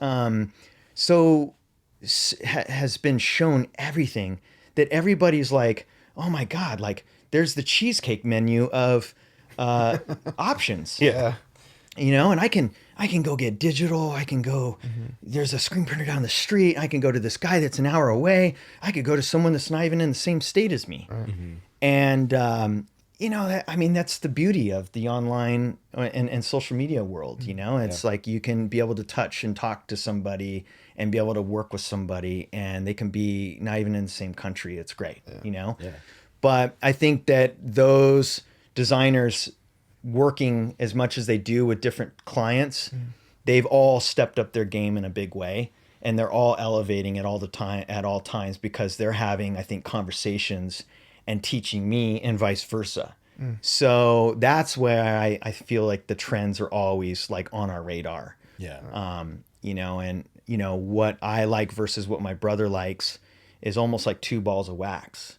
I like a very clean, modern aesthetic. He likes, things in his way, and sometimes they're busy and we got to kind of take it back and, go, oh, okay, this is a little too much. You know what I mean? Yeah. But he's just the type of guy that goes and gives it 150%. And then it's like, we got to kind of pull it back a little bit sometimes. And then sometimes it's like, dude, the 150% worked. It's great. It's perfect. Like, we're off to the races, and this is, time sensitive. So it worked in our favor, but, now it's really cool. It's like, just like in our world, I'm talking to a lot of these designers, and they're all getting referral business, and they're all so like humble in a way that it's like, yeah, I charge this price. And then when I work with them and I see how much work is involved, I'm going, I just was working with Jeff McMillan, and I was like, Jeff, like the amount of work you put into your graphic and going back and forth with me, the amount of money you're asking me to pay you is not enough. Yeah. It's just not enough. Yeah. And he's like, yeah, but it's fine, dude. It's fine. Cause I know I'll have other business that makes up for it. I'm like, dude, that's and you're starting to see a lot of that, that type of attitude, which is really nice. I feel like everybody's gotten really humble because there's so much out there, and everybody's like, well, they could come to me, or they could go to this website and get something that looks just like my work. Yeah. And it sucks, but that's just the nature of the beast, But I think it like kind of drives us more to develop more relationships than 100%. Like, Yeah, I mean, this customer that I was speaking about that had come to me has 2 new graphics, starting a brand new brand, and his brand has a cool message, and his graphics are pretty cool. Like, I'm looking at it and going, wow, like I wonder how long this is gonna last. Like, I'm on the phone with him. We're talking. He's this really sweet individual. We seem to be clicking, and when I hear what he's retailing his product for and what he's going to do after I've touched it, I'm going, oh, like, wow, like there's a lot of work, and you're going to retail it for this much. Like, I'm going, oh my goodness. I just hope and pray that he does really well with this, because I've seen a lot of high-end brands make t-shirts, like custom t-shirts, and, selling a tee for $50 is really, really hard. It's tough. Really tough. It's tough. And anywhere like above 40, in the 40 to 50 range, like that, it's really tough. Like, you would have to do all the marketing up front and just have the right people wearing it and the right thing to happen and just the right moment. And then it just works. And then everybody just flocks to the brand. But when you're just making a stock tee that is coming from a mill and you're just putting your name and rebranding it, really, it's just a lot. So I'm like, oh my God, I hope and pray that he can come back and place a reorder with us, because he's putting a lot of emotion and care and just a lot of thought into his product, which is great, Yeah. But too, he had written me and asked me, because he's going between us and another company that does something similar to us. And, after looking at this other company, I was like, I kind of got like emotional about it and started like being kind of cocky about it, where I was like trying to show him the true difference between us and this other vendor. And I had to step back and go, dude, I'm getting like super ego. You're getting kind of invested. Yeah. And I had to apologize to him. I was like, look, I just get this way when it's like, I know the blood, sweat, and tears that I put into what it is that we're doing. And you and I have talked and gone back and forth for so long. I'm trying to make up for that time and get paid for that. You know what I mean? Right. And sometimes that just doesn't happen. I mean, it's very, you know, it's unusual, but it happens. Right. You know? And so, yeah. And it's like, that's when I start to go like, oh yeah, there's a lot of vendors out there, but are you going to get this, and this? Are you going to be able to like write me? And I'm sitting in bed at 9 p.m. and you possibly might get a reply. Yeah, it's probably going to happen with me. Am I going to be laying on your shirts while I text you back? Yeah, totally. And I mean, I don't work as hard as I used to, Right. but I'm just trying to work smarter, not harder. But it's like, you know, sometimes I'm just so addicted to like my work that I'm just like, oh, it'll just be a quick minute. I'll just reply, you know? And I don't know. I just feel like nowadays it's really about just paying your dues, you know, with anything, right? Hardcore, punk, Everything. just, It's just a matter of showing up. yeah. And I think the thing that a lot of the conversation I'm having with the designers is that it's about networking. Yeah. It really is. You know, shaking hands, supporting one another, going to shows, going to art shows, leaving comments, just trying to really like just, you know, just support and be there for one another. Yeah. And I know that there's only so many hours in a day and people have lives, but I think that if we can just try our hardest, I think that that's been beneficial for everybody, you know. It helps everybody kind of stand out above the rest, you know. It's saturated. Yeah, well, I've always felt that with music, you know, like when we go on tour, it's like these people, like there's a bazillion hardcore bands, punk bands, whatever. Someone's taking time out of their evening to come watch our band play. So like I'm gonna at least go like say thank you, like try to talk to them, build those connections, and it's served us. You know, we just did it because like that's just who we were when we first started touring, and we've seen that those little gestures are what, you know, helped us continue to do what we did for so long. It wasn't because we were like this, you know, musically, you know, there's way better bands than our band, but are all these other bands like down to go out with you guys to go get like food after this or like The you answer's know, probably yes. yeah. Yeah. But like I don't know, it just felt like we were always wanting to make sure we made that connection first because music is subjective, and you know, who are we out of these bazillion other bands? And so I think you know, like that networking, that investing time in people, like that'll always like pay off. I agree. Yeah, I agree. It's just hard to stand out from all the rest if you're like, especially if you're an opener. Yeah. You're just trying to go out there and make forever fans, Yeah. you know, and then, you know, I think that's really the difference maker, you know? Yeah. Yeah, there was a lot of times when we had a store connected to our warehouse, and I'd get there super early going, you know, I'm going to get so much work done before 9 a.m. And because we had a store and the door was always unlocked and you could come in and shop whenever we're there, which was all the time. Right. You know, we made so many amazing relationships with so many amazing people. I mean, we saw a lot of families just grow and bond. We saw husbands bring in girlfriends that became their wives later on and vice versa. To 1, 2, 3 kids coming in. Now I know all their kids' names. They're coming to the sales.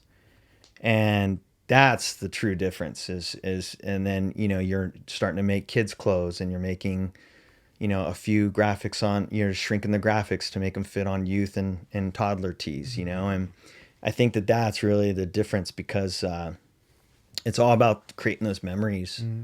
And I think when we moved from Costa Mesa to Ontario, we got really detached because it was so central for everybody to go, whether they're in the IE or in Orange County already and they were going to the beach, they would just swing by and hit to die for on the way out.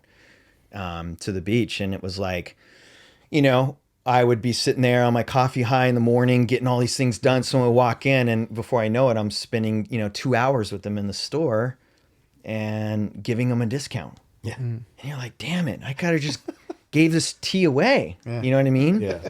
But I mean, really, that's the real difference is just going there and having those conversations and being there in person and just showing that you care and remembering their names and shaking hands and giving them hugs and stuff. And I think that whether you're in a band or you're in a, you have a brand, I think that's really what you got to do is you got to get out there, So, Dude, I don't know if it was all these years later, if it was you that was working at the festival when I bought like one of my first To Die For shirts. mm-hmm. But I remember going to buy a shirt at the time. I was pretty sure I was a medium. That was a little while ago. A long time ago. And it was the full front, I think Mark Jackson had done. Okay. Because Mark had tattooed me. Oh, sick. And what then, a small world. Yeah, so Mark had tattooed me. At Empire? This was over here in Redlands. He was at Tattoo Revolution. correct. Okay. Yeah, that's where. Yeah, I think that's where he went next. If I'm not mistaken. I got tattooed by him because like I had met him and saw his work, and I knew he had played drums and throwdown. Right. So it was like just this rad. whole like, okay, cool. First tattoo. I'm gonna go get that done. And then I ended up buying that shirt. But I remember wanting the shirt, and I think you guys were sold out. And I don't know if it was you or not, but somebody convinced me that I could fit into a small. And I fit into that small. Not great, but I fit into that small. And I wore that shirt like literally until like it fell apart. Was this the Ink and Daggers? I think so. Really? Okay. Yeah, I think so. And then like amazing. dude, throughout the years, I've had like band promos. Was that you getting him to wear that small shirt? It must have, because I would be a lot more fit back then. Because I typically was at every single event that we ever did, and then when my brother could make it, he would show up and help. Yeah. I mean, there's only been like maybe one thing that we ever did that I wasn't there for, and that was Hellfest on the East Coast. My brother went out with a couple of different employees of ours at the time because I had something else going on at home that I had commitments to and I couldn't leave. If I remember, I was a wedding that I was in, and I was like, I'm going to be like best man or something, and I can't, I can't skip this. Yeah, this is too important. So, but yeah, I mean, it must have been me. 'Cause at the time I was like, oh yeah, Salesman. Yeah. You'll fit into yeah, this. no It was problem. like, hold it up to your body, fine. Yeah. Pet my dog. These, it's all good. Yeah. these are slim fit, meaning that they're going to stretch a little bit, but they're always going to come back. Do the thick boy stretch. Yeah. Put your arms in and move them to the sides a little bit. It's funny because as we get older, we want space, right? Yeah, right? yeah, I we mean, want more I'm still comfort. finding in like my white tees that I go like this sometimes, and I'm like stretching them out to give me some like room, Dude, I even have I have an old Declare Your War promo where I'm wearing a To Die For hoodie. Right. Or like a zip up that had like the revolvers in the pockets. Oh Yeah, yeah. like that old shirt. What a trip. And I have a bunch of like storage bins with like old merch that I just liked, and I'm pretty sure there's one or two To Die For shirts. That's still in amazing. that are like packed away. Yeah, what my goal is right now is to not only, assist our clients that we have and bring on new clients, but I would love to, redo, our whole entire site and put, a lot of archived graphics and things on there, and then just slowly try to put some of this merch out into the world again in small quantities. Yeah. And just have a good assortment of really popular styles on there. Cause, that is the thing that we consistently get asked for is old graphics. And, someone wants a certain graphic tee, a tee graphic, and it's like, they don't wear the medium anymore. Yeah. They want it, but they want it in large now. And, so I'm like, man, we just need to, and it's been really cool because I've been shipping all of our online orders. So I've been seeing a lot of, consistent names that I see over and over and over again. That I'm like, always like, man, I'm so thankful for their support that they keep continuing to come back. And, the cool thing was recently we did, we branded this beekeeping club in Long Beach Josh designed this really cool graphic for them. They had this really really old graphic. This beekeeping club's been around for years. And my father-in-law is part of the beekeeping club. He's like one of the guys that kind of goes out and teaches the kids how to learn, teaches them about bees, and then goes out to like some of these market nights and brings the canopy, the whole deal, right? And so we're like, let's like rebrand you guys and like, kind of get you guys elevated and kind of bring you up to speed a little bit. And they're like, all right, cool. Everything. Yeah. And so we did that. And then we put, because they were like, oh, we want to collect all these pre-orders from all of our members. How do we do that? I was like, well, let's just put them all on our web store. And then people can just shop and get what they need, and the pre-order will end and we'll make the product, right? We had customers of ours placing orders for To Die For stuff and then buying the beekeeping shirts. That's awesome. Yeah, and one guy lived in like the East Coast, and another one lives in Marietta. Not even, he's closer to Long Beach than the East Coast guy. But it was just like, dude, this is so cool to see this. Like people just buying tees, and the club was just eating it up. They were like, this is so cool. Like we have just people that aren't even club members wearing our T-shirts, and I was like, yeah. Yeah. So that was just really fun. But I would love to like do more of that type of stuff, like do some collaboration type stuff, and just have fun, we just want to be able to make some products and really just pay attention to what it is that customers want and they're asking for, and just put it out again, Yeah, that was one of the. So yeah, it's when you kind of almost answered two in one. Pricecheck asked. Ask him if he ever plans on reprinting OG designs, and he put in parentheses, Geisha or Hornet. Probably not the Hornet, because that one didn't do so hot, even though it was a great graphic. But maybe the Geisha. Yeah, I mean, it's rad that customers still remember names. I mean, the Geisha was a given, but like the Hornet was just like, it's pretty hard to make out that there was a Hornet there, But yeah, I mean, those are two different artists that we still keep in touch with, that we did collaborations with, that I could definitely see us reproducing those shirts again. And then the other question from our boy Ty, he asked, what makes you want to collaborate with an artist? I would say for me, just knowing who they are, what kind of work that they put out, and just seeing how I think that it can cross over really nicely with us. But I think most of all, it's just usually seeing like the connecting of dots for who they know and how I might be able to get in touch. Usually it's me trying to reach out to somebody that I like their work, and I'm just like, I'd love to work with that person. But I'll be honest, if they were just, which I've never had happen, if they just weren't a good person and they just were a little difficult to talk to, I'd be like, probably not. So, this probably the timing isn't working for us, Right. But yeah, definitely working with designers that I think have. I mean, when we've done a lot of the Coachella and Stagecoach graphics for the festivals, I immediately just was like, this, I had like 5 designers that just came to mind that I was like, these 5 designers would make amazing graphics for the festival. I just know I can tell this person to do this person to do this, and I just knew that I can just kind of shoot them the concept, and they would just make it come to life by, making a sketch, getting the sketch, approved, and then they would just make it come to life, and then we would put it on a t-shirt, Yeah.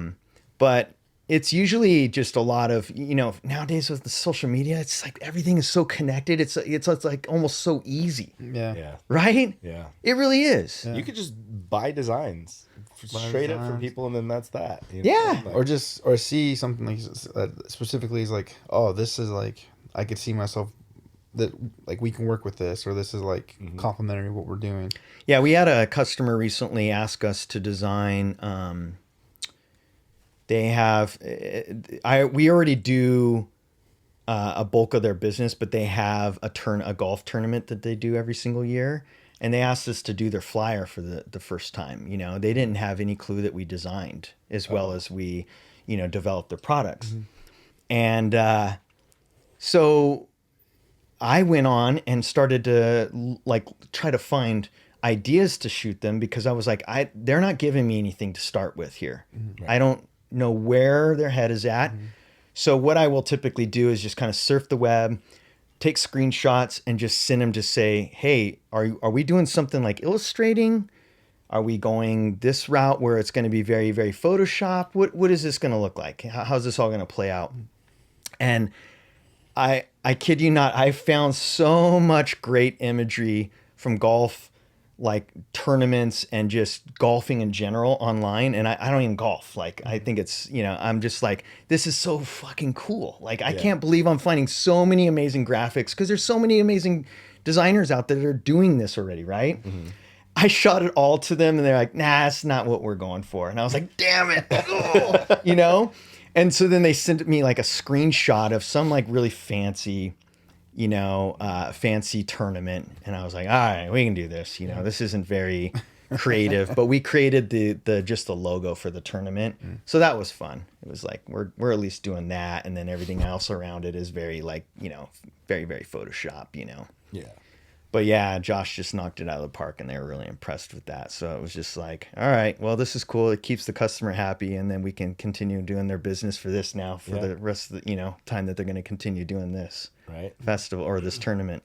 As, client at the end, it's their project. Yeah.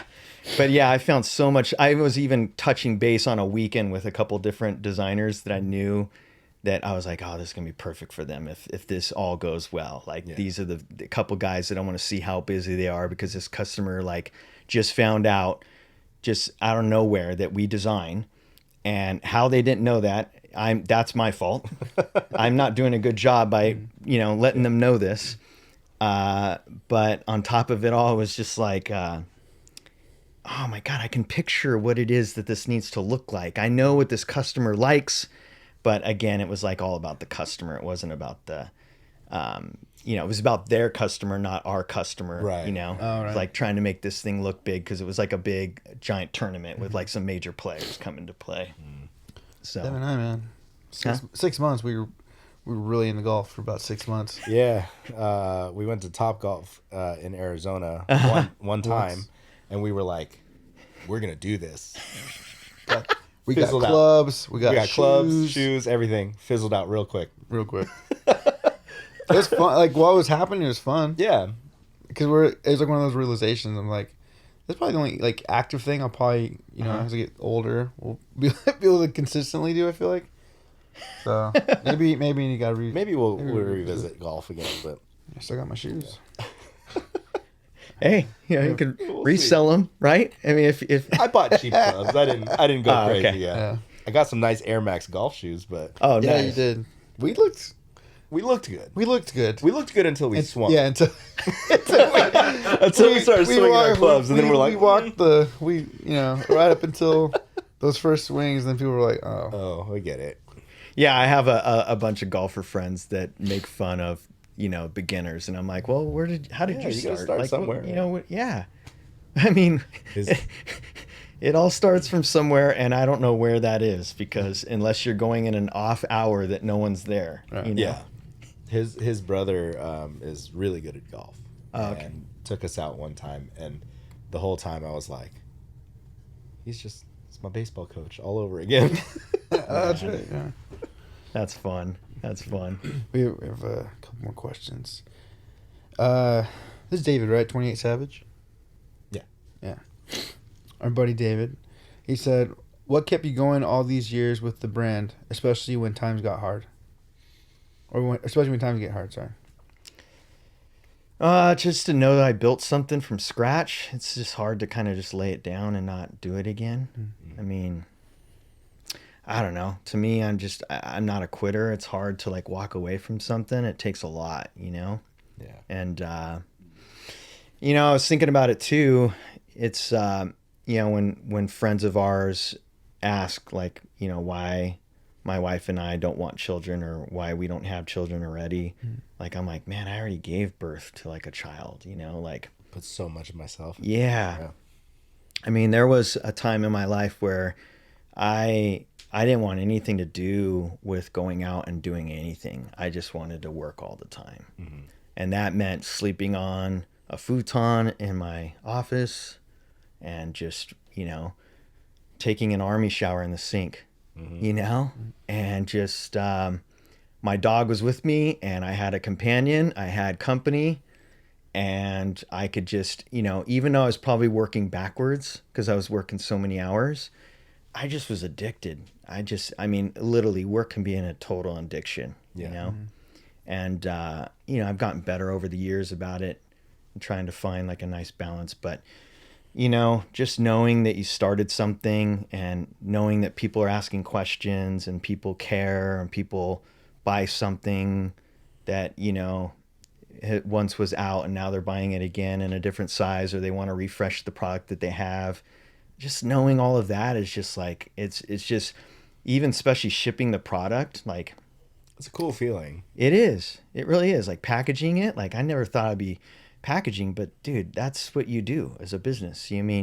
I'm never too good to like go in the warehouse and pull an order and pack it, like that's just, and maybe that's why we, stayed the same, or stayed the level that we've always been at. But, I would say that, one time at a trade show, a customer of ours was always like, you guys are like working in your business on your business. And I was always like, damn, like he's so right, But, we had some times where we had business partnership, offers on the table, and we chose to walk away from them because I don't think it would have lasted. I just don't think, Josh and I clicked with this other party. And it just didn't, the stars didn't align. And I think they would have tried to control the brand and tried to do what they wanted to do with it. But I think for us now, it's like, I just want to find somebody that really is like-minded that could come in and kind of like almost just like manage the business, the day-to-day operations. So then, Josh and I can do what we're really good at and just focus on that. And I think that would be the difference maker after all these years of making up for a lot of lost time, and then I could be on the phone and like going to people's, business or meeting them over coffee and just having a conversation and just getting to know somebody and seeing if we align as two parties that are going to do some business. Yeah, for sure. But yeah, that's really it, man. Just grinding. All right, and then last one is from Matt Doza. He said, "When is the full blown return of To Die For? We are ready." Man, this is a customer of ours that has been there since day one. Where I know everyone in his, in his family. It's like awesome. He's been a part of our world since a single man.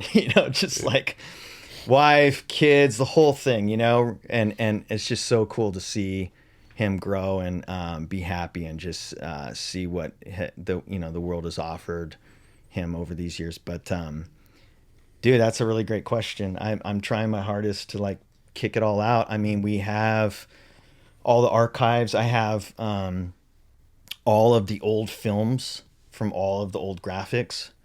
Not that really anyone really like uses film that much anymore, but like I have all of those archives, like the strike offs, the samples. I have everything. So it's like we could match everything that we previously did.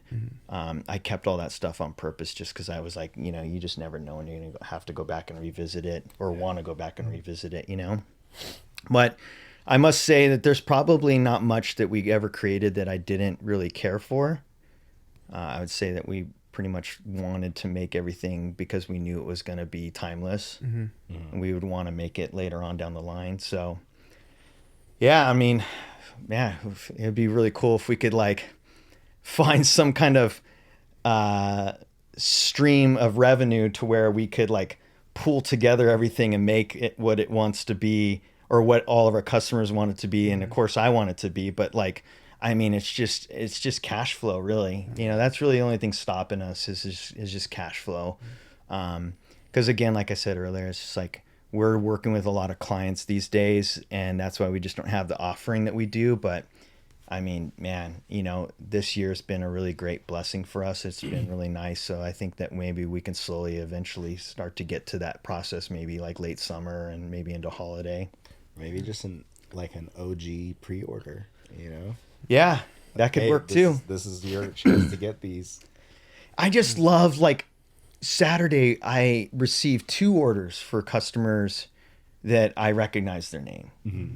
And I was like, dude, before I leave for the evening, I'm gonna ship these orders. Yeah. I'm gonna ship these orders before the post office closes. I love Postman already came by for the day. I'm gonna go drop off these to the post office, and to see today that the tracking is showing that they're being delivered on Monday. Yeah. It's like, dude, it's so cool. I'm like, fuck, like, this is awesome. Like, it somehow got from my hands to this person's hands in, like, literally, 2 days. Yeah. And that was just rad. I was like, so the pre-order's tough because it's like such a long wait. Yeah, that's true. And we always like want to order something and we want it to come like Christmas. Yeah. Right. I mean, I order stuff all the time and I'm like, 5 days? Oh, it's like we've gotten so spoiled. Yeah. Dude, we've been toying with the idea of just doing all our stuff as pre-orders, because for us it's like hard to determine like sizes to print and stock, what to keep in stock. And we don't go to place. We're not. Yeah. We're not showing up anywhere. But at the same time, like I kind of hate pre-orders at the same time too, because it's like, yeah, you're gonna have to wait for this for a couple months or whatever it is. Yeah. And a lot of people, especially now, they don't have the ability to be like, all right, cool, I'm gonna pay $30-$40 for this or whatever, and then wait around for it. Yeah. Yeah, I think it's best when it comes in sizes. You have to do a pre-order. Yeah. I mean, that's the downfall of t-shirts, right? Or just Yeah. sweatshirts, t-shirts, whatever it may be. It's just like everyone has different sizes and you just like, damn it. Like, I want to be able to have everything for everybody. How do I do that? Well, pre-order is the only way to do that. Yeah. Yep. Yep. I mean, unless you go the digital route, which, I've done a lot of sampling through digital just to see about bringing some of these graphics back, and they do not look good. They do not look good. I'm talking about the biggest, heaviest hitters out there in the game that are doing it today. And I'm like, how are you making this stuff and producing it? And it's because the end customer just doesn't know the difference. Right. And the problem is the prints are usually bad. Registration might be off. And then like they're charging you an arm and a leg for if you're doing multiple colors, like they're boosting that price up. So then you're like, okay. Yeah, where it's a flat rate if you're doing it digital. And yeah, I mean, I have a supper club, and we went from 13 members. Actually, Mark Jackson used to be in our club too, and we're now in 5 members. And it's like, I used to like hand pull these t-shirts and print them, but I'm like, man, just only make like 5 shirts now. I just do them digitally. Yeah. And the club knows that they don't look as good, but it's like, I'm like, it just gets the job done, and I get it, Yep. But again, I actually tried to sample the tee I'm wearing with a couple different vendors just to see what it looks like, because they have the capabilities of, running these when a customer wants them. Yeah. And that's the hard thing, is like, I'm looking at the sample that we screen printed and then looking at a digital, and it's just night and day. Yeah. And I don't want to sell a customer a product for the cost, of just, onesies, twosies. And then they get it and they're like, man, this looks nothing like what it was that I used to wear. And then you get they've gone downhill. The quality's not the same. Correct. All that. And we spoiled our customer, which we didn't mind. We spoiled our customer by really just making all the prints look really good, because we were like, dude, we just don't want garbage, I mean, we used to design a lot of stuff for a lot of these merch companies for like band tees, and we would like, okay, can we do like a test print through email or through text? We want to make sure that the colors are right. Yeah. We want to make sure its registration is on. What?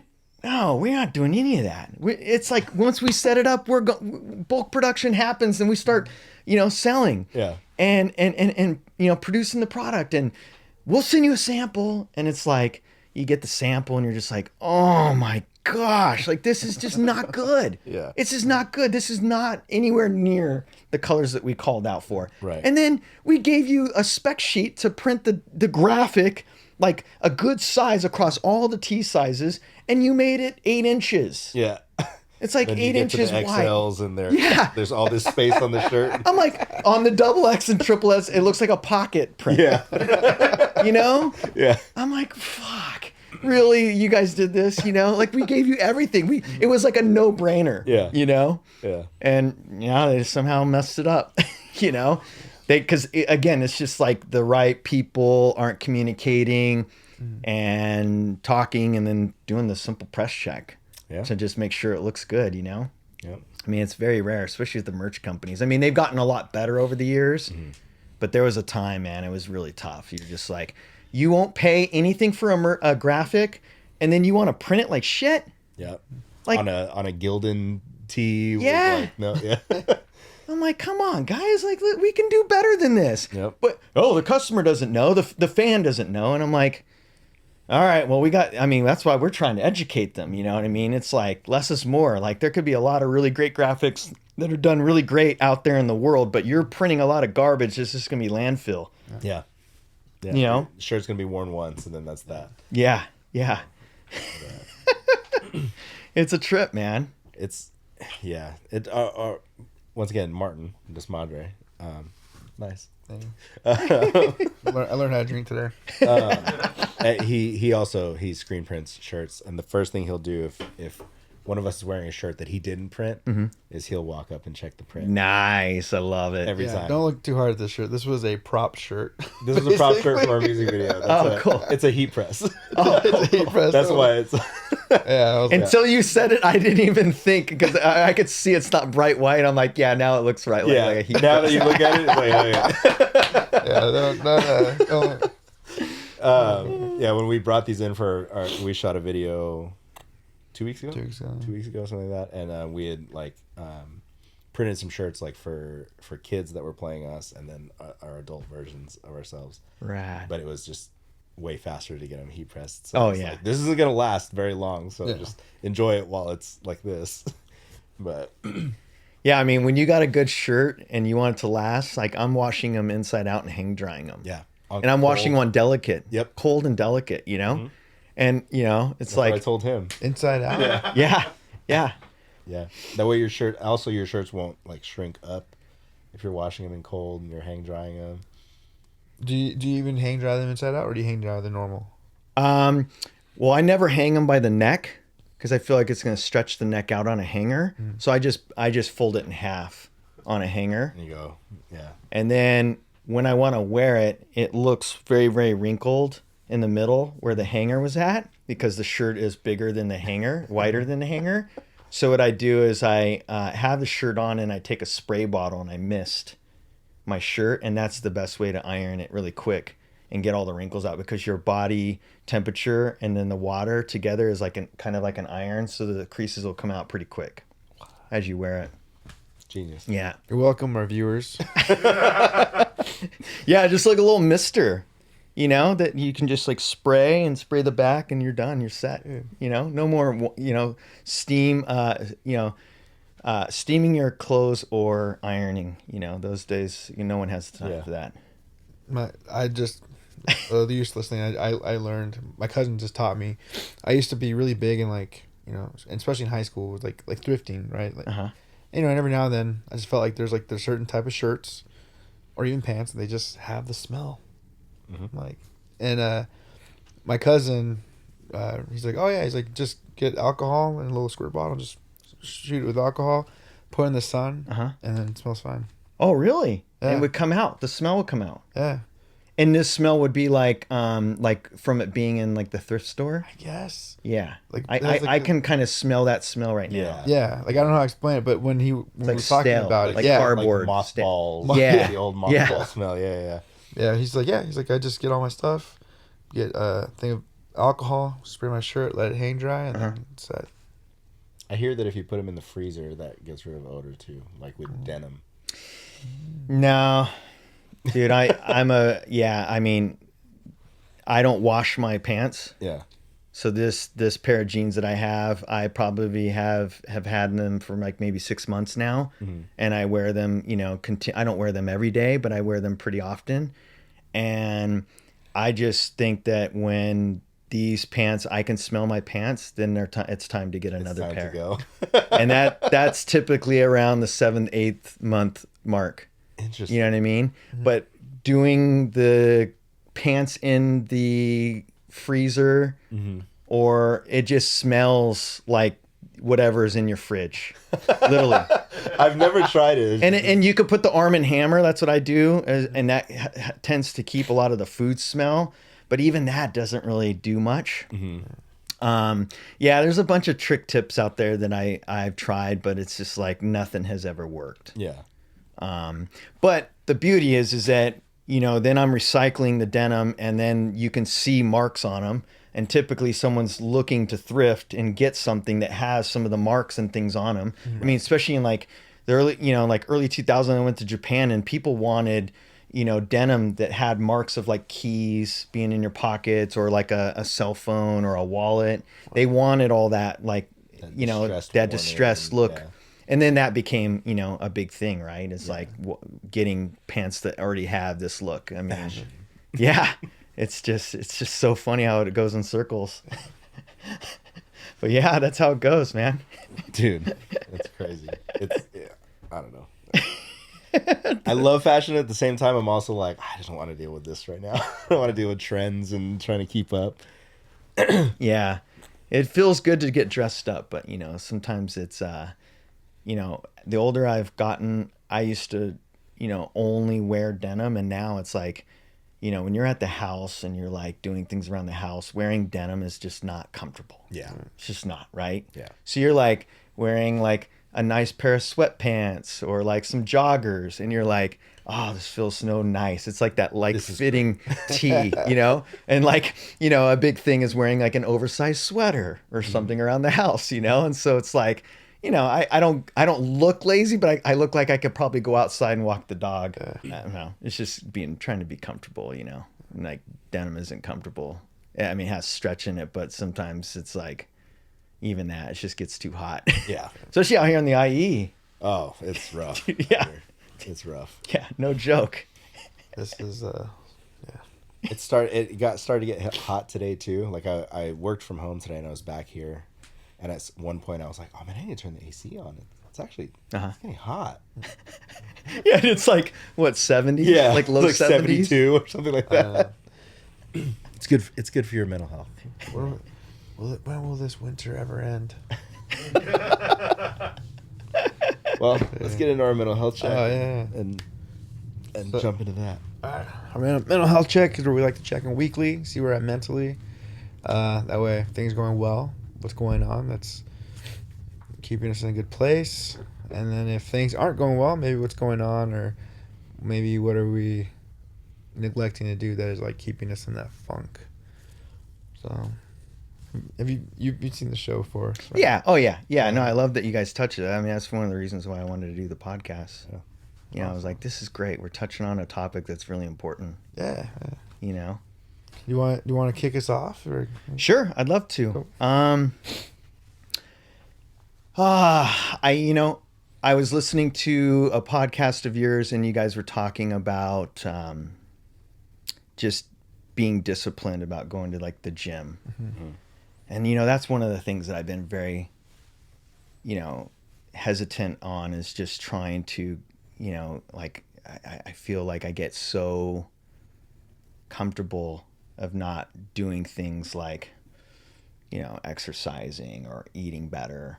And so, that's one of the things that I struggle with all the time. And I feel like that's something I've been really wanting to work into my schedule, because I just know it's important. And on top of it, when you exercise, I just feel like you have just more energy. Yeah.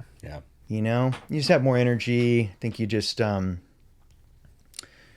walk around differently, and you're carrying yourself a little bit differently. And it's just so easy to just eat poorly and just not, and not that, it's not everyone has the ability to cook, food that is healthier or purchase food healthier. So I'm aware of that.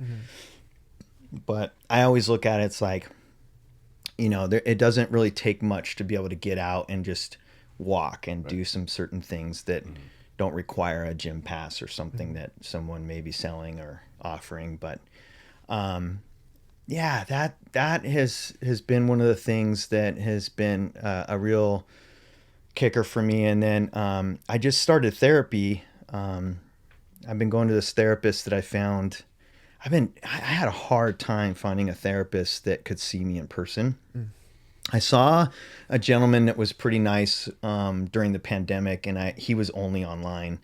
And I thought that, seeing him continuously when things kind of got lifted and went back to normal, I thought that he would be able to see people in person, but he just, it's good. I don't have to have an office. I can see everybody on Zoom, and that's good. But for me, it wasn't this, it wasn't, I couldn't click with them online. So I found a therapist after all these years that I could see in person, and she offers online if I was traveling or something, which is great. But I've seen her in person, and it's just been a real game changer. She reminds me of my mother, and I really click with her. Cool. But we've been talking through,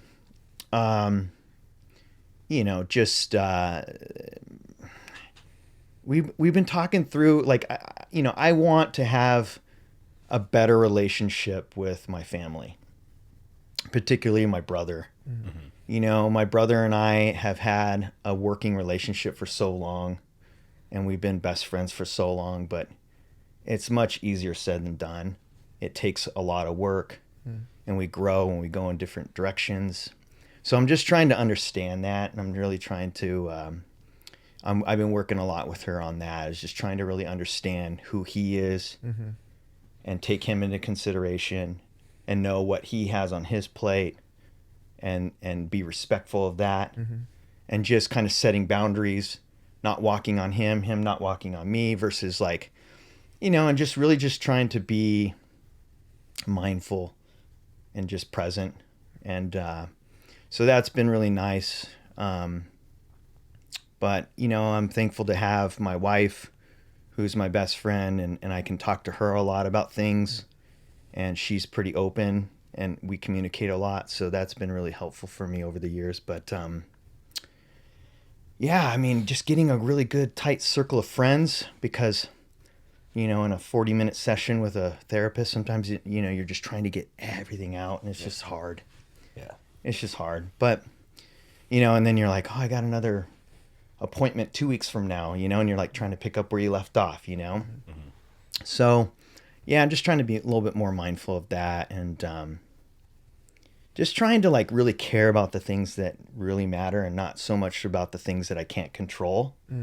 Because I feel like where my brain goes is like, I feel like I can control everybody, and that's not healthy for me, and that's just not healthy for anyone else, Yeah. So, my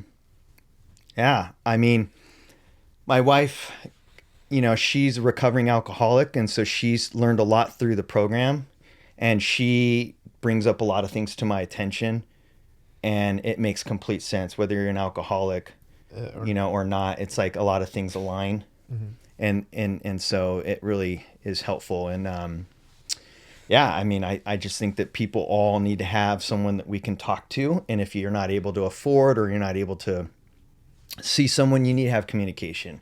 You need to have someone you can call, someone you can meet for coffee, and just really talk shop and like get some things off your chest, because dude, it seems like it's just so easy, but it's not. Yeah. Life isn't easy. Right. That's just the bottom line. And I think when you're in a position like yourself, where you've got businesses that you're focused on, and you're constantly focused on, your clients, and making sure that everybody around you is happy, it tends to take away from like, making sure that you're taken care of as well. Like, are you happy, and you fulfilled on your own side of things? Yeah. So it's good to have somebody to bounce those things off of. I agree. And at the end of the day, right, we need to love ourselves. Yeah. If we can love anyone else that's in our lives, right? Yeah. So, and that's what it's so hard. It's like I see it a lot of times with these parents that we have in our life, and with the kids, and they're just so active, and the kids are just going full speed, and they're just doing so many different things, and it's hard to love on yourself as a parent. It really is. It's like I give it to everybody that we know. It's not easy, man. It's not easy. Yeah. Being a parent is hands-on if you're a good parent and you're doing your best. And sometimes just doing your best is good enough. But it's just wild to see what our parents did, and now what our friends as parents are doing, and I give it to them. How about you guys? Just really quick on the parent thing. I mean, we have to, every time we have like a family function, we have to like make sure we tell my mom, sit down. Like, everyone who wants to get seconds can get their own seconds. Like, we can all walk. Like, sit down, mom. Yeah, moms are just, on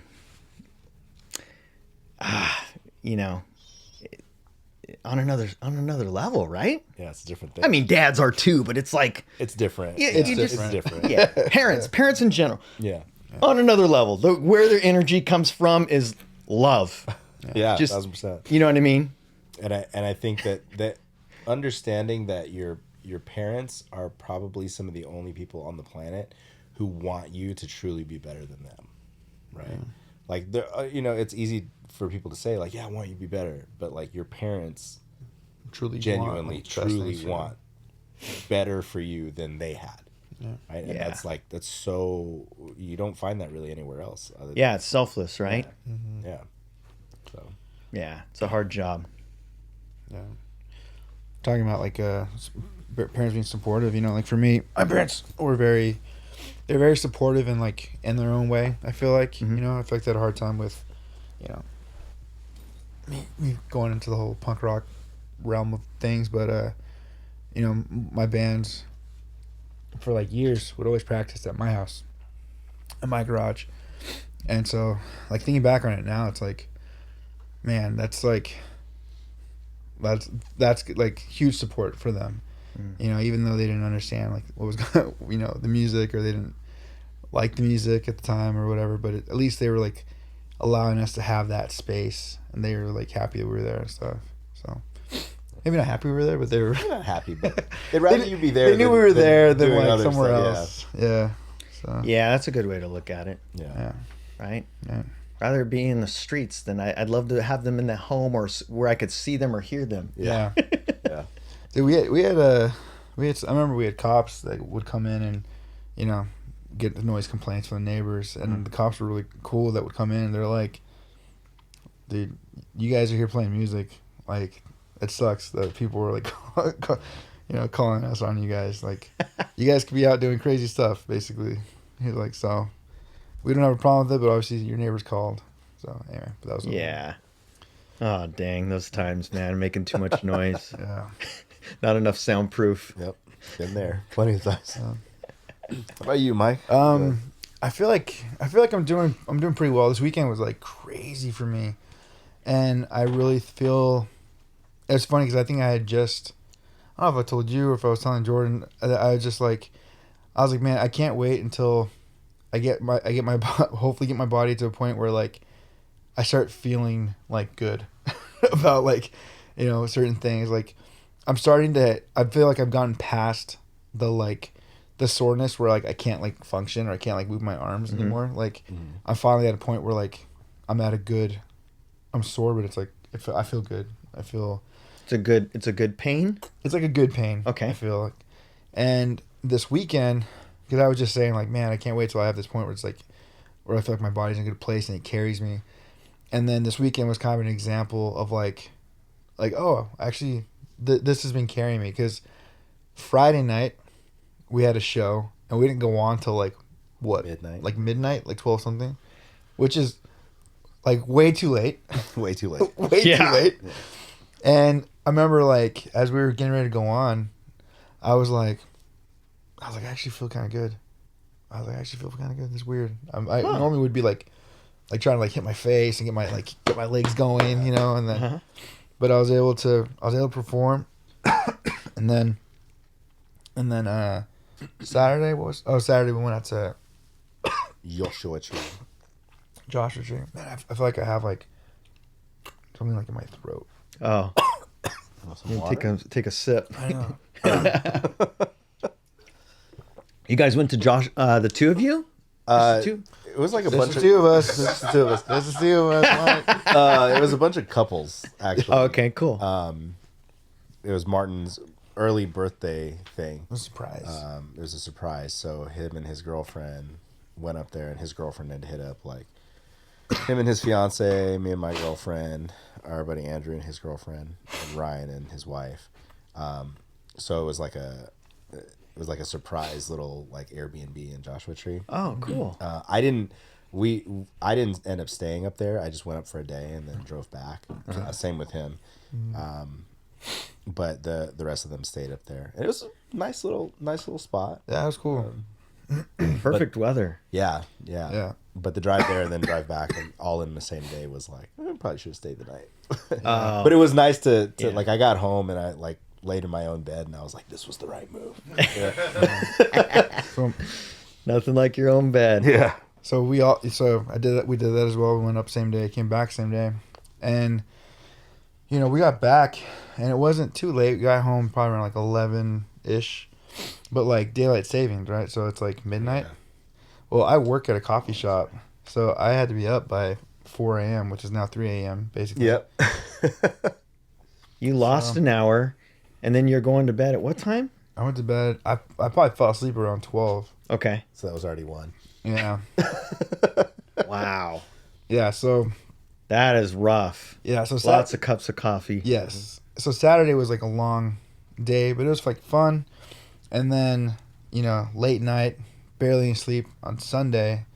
Sunday I go to work, and then from work, I go out to LA with my brother to go look for suits for the wedding and stuff, which was really fun, and we made a good trip out of it. One of our buddies went out with us, my buddy Harry, and so we just went to LA, tried suits, got it tailored same day. Oh, sick. But while we were waiting for it to get tailored, we went and like grabbed lunch and like walked around and stuff, and then Nice. and so like awesome, like, but my day started at like At what? You're getting up 3 at a.m. 3? 3 a.m. like 4 a.m. yeah, 4 a.m. but it really 3 a.m. and then it was just such a long late day. Yeah. And then I felt myself like, even now, like I still feel like I'm getting like the fake sick. Like I know that I just gotta like sleep in tomorrow and then I'm Yeah. fine. Yeah. But all I said, like I felt like yesterday I was like dragging, but I felt like I think the gym helped push me Oh, cool. through my day, and then carrying into today. I was kind of like hoping to maybe take the day off, but my fiance was here, and so she's like, "No, let's go to the gym." Oh, nice. There you go. Gotta push. 30 days, man. 30 days, it becomes a habit. Yeah, 30 yeah. days becomes a habit. That's Yeah. So I'm trying to do Monday through Friday, and so if I can do all 5 days this week, then I'll be 3 weeks of keep with it. Oh, nice. But yeah, And you're going every day. Monday through Friday. I'm taking Saturday and Sunday off. Okay. But Wow, that's a grind, huh? Yeah. That's Yeah. nice. just learning on the fly. Mm-hmm. Like, Yeah. Yeah. Good for you. I mean, you just got to fill it out and test your own body and see what works and what doesn't. Yeah. And I've never done like the gym. I've never, like I fucked around in high school. We had a really sad gym in high school. Uh-huh. It wasn't that bad. Very, very, very like late, like 70s, like 80s style gym. Gym, dude. Gym. Somebody say, looking was back on it now, The size of this studio, basically, with some weights in the corners. yeah, And stuff. like if you did pull ups, you'd have to like two dudes like hanging on the other side, like making sure that they would stay. Nice. Yeah. There's like Nice. never enough matching weights. You would have to like take weights outside to like have room to really lift. Yeah. It was tiny. It was a little, yeah. So yeah. It's been Well, fun. good. I mean, you don't look like you're on the verge of getting sick. Thank you. But- That's the gym. The gym. Yeah. That's Jim. Hopefully it's just, take some vitamins and like just kick its ass. Yeah. If it's coming on anyways. If Yeah. it's not, then you're good, right? Yeah, tomorrow I get to sleep in tomorrow. Good. Which means I get to sleep till 8 o'clock. So Nice. I'm excited about that. Get your rest in. We got practice tomorrow too. Oh, I damn. know. I actually was singing on the way here, dude. Nice. You guys are grinding. I know. Dude, it's so much fun though. Yeah, lately it's been like nonstop though. We're like, okay, we're podcast Monday, practice Tuesday. Can we push tracking this off? Wednesday. Can I do this? Can we do this next week? Dude, we've had a couple times when it's just us, we don't have a guest. There've been a couple times where we're like, No one will notice. you guys want to do take a week off or like, hey, you guys want to do meet up on Tuesday? I mean, to be fair, for 115 episodes, we've missed 3. Since Yeah, we we missed started. 3. Oh, that's amazing. Good. Yeah. That's a good Every now record. and then we'll take a week off and just kind of. Well, you guys deserve it. I mean, you've been doing it that long. I mean, damn, try to do every single Monday. I mean, Yeah. it's We a stayed pretty commitment. consistent. I'm shocked that we've been this consistent. Me too. Half the reason why I stay this consistent is because I'm impressed that you've stayed this consistent. Nice. fair. So, That's fair. You guys have been holding yourself accountable. I love it. Yeah. Right? Yeah, it was nice, and I feel like, it really is the show where it's like, the whole like normalizing, checking on your homies. I think it's been good for us. Like we started doing this. We were doing the podcast. We were just meeting every Saturday. We just meet up, get coffee, and just kind of Oh, okay. vent and complain to each other. And And then we got engaged and we stopped doing it. whatever.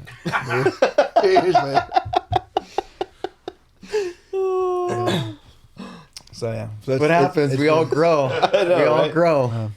Yeah, I was like thinking about this today, where it's like when I get married, I'm moving to LA, Okay. Santa Monica. Yeah, that's area. what I heard on the last week's Yeah. podcast. Yeah. Yeah, and so like obviously like people know that I've lived here my whole life, Mm-hmm. and so they're like, Good "You're living in LA," so, but I'm like, Good luck, fool. yeah, fucking sick. like I'm happy to try something new. Mm-hmm. Know? Yeah. Do something Good for new. you. And it's been like this for reals. Have been like scary, like a while ago. But I've gone out there. I go out there. We try to go. We try to like switch off weekends on when I go out there. When I come out here. Okay. And so Because your fiance lives in LA now. yeah, she's Okay. like Santa Monica area. Okay. And so like I now I've gone there enough to like know like I kind of like know my way around like our little part of town. Yeah. And like I've kind of been able to like my girlfriend's like super social, so like every weekend there's either a birthday or a going away party because like it's LA, and so I've been to like a lot of random places, and so it's become like less daunting. It's still daunting, but it's like it's less. I feel like I kind of understand more of like, okay, all the freeways suck, and Yeah. Facts. just gotta plan better on where I'm gonna go, and so yeah, I'm looking forward to a change, I guess, something new. Yeah, it's good, right? I mean, it's LA. If you just know what you're signing up for, Yeah, then you're not such a beast when it comes to getting in your car and just driving and just knowing that you're going to hit some traffic, and then you're just you're a total grump when you get home, and that's not fun for yeah, anybody, yeah. especially your fiance, right? Yeah. I was trying to explain this to our buddy Andrew because we've been trying to convince him to move out here from LA. Most of his friends are out here, he was talking about like, oh, I just hate the drive, like, and I go, dude, if you move out here, you're gonna do less driving. Like even if you go to your mom's house and back once a week in LA, you're gonna do less driving because when you're out here, it's not like driving in LA. Like yes, there's still traffic, yes, there's still bullshit, but like you don't have to deal with like you live 4 miles away from Guitar Center and it takes you 28 minutes to get there. It's faster if you walk. For sure. So like you don't have to deal with that type of nonsense over here. So you'll actually be doing less driving. He's like, nah, I don't believe you.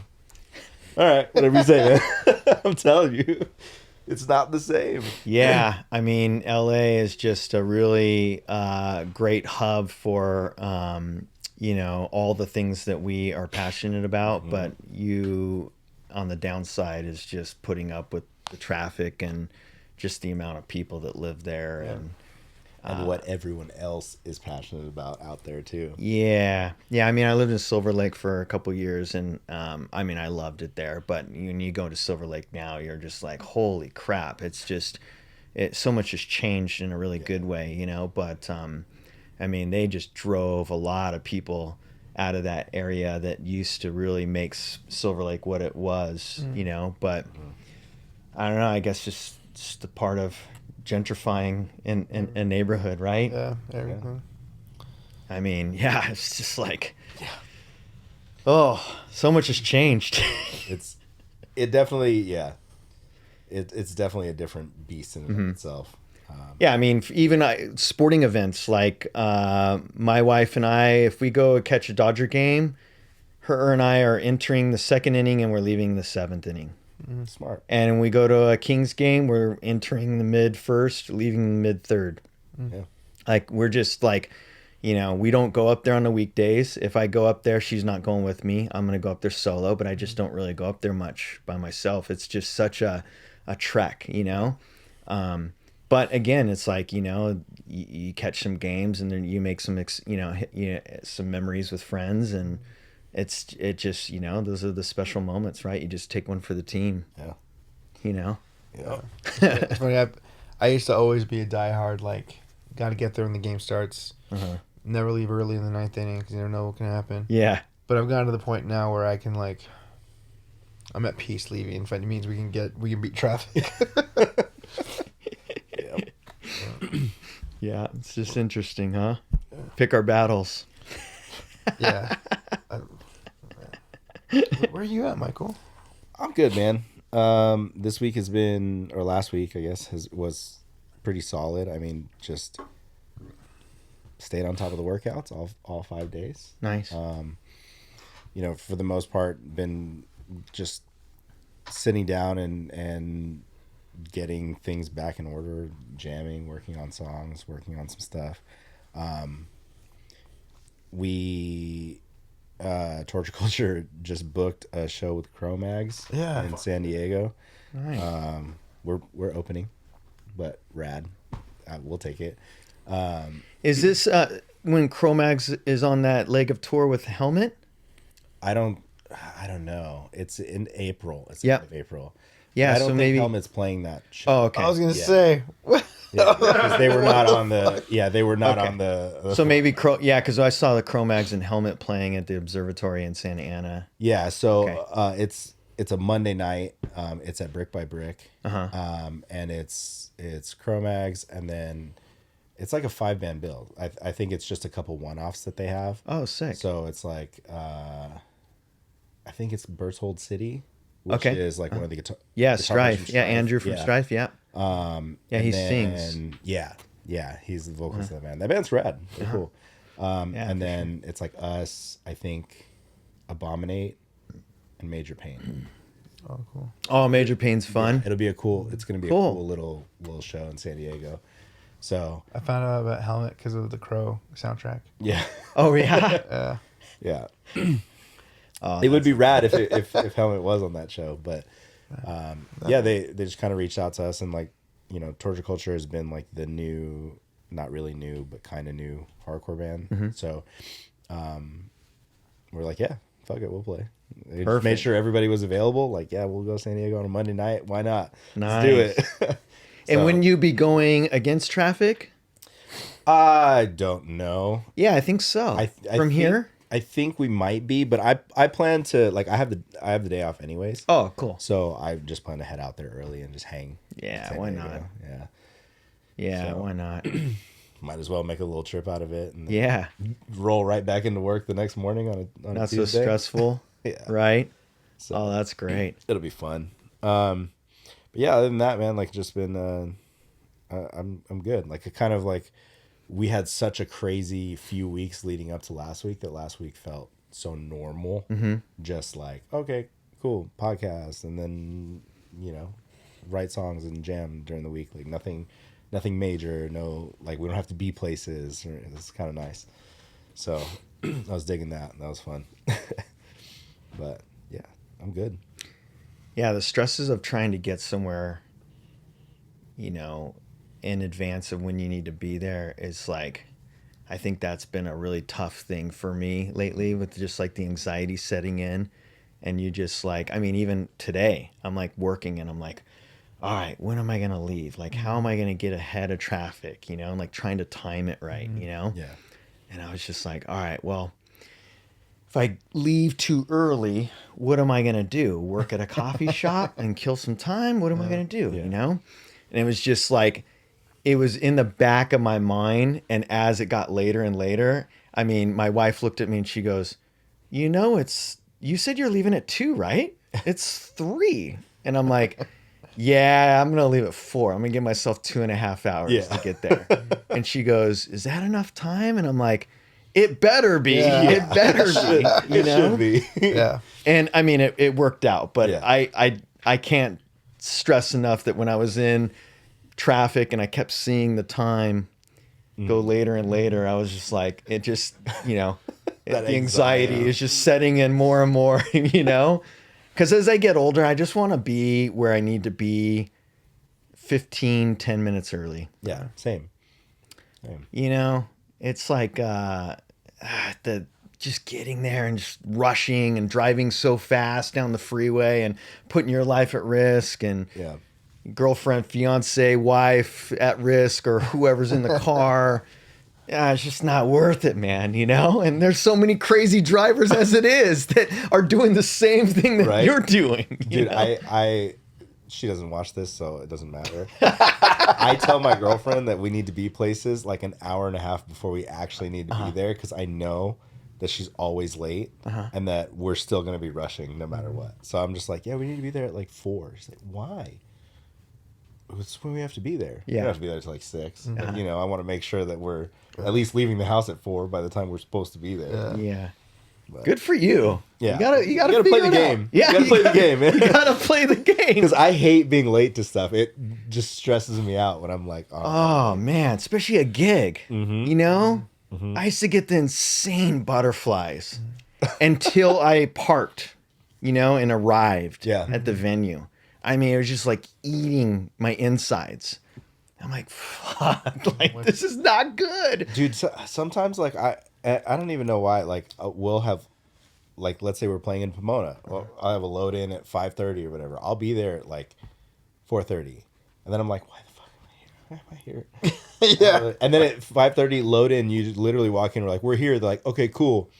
And then nothing happens for the next hour, hour and a half, and it's just like, why do I do this to myself? But then if I get there at 5:30, I'm stressed out. Yeah. So that's not a good headspace, right? Yeah. It's a when you're lose-lose trying to situation. play a good show and put on just a good solid show for your fans, and you're stressed out. It just comes out. Yeah.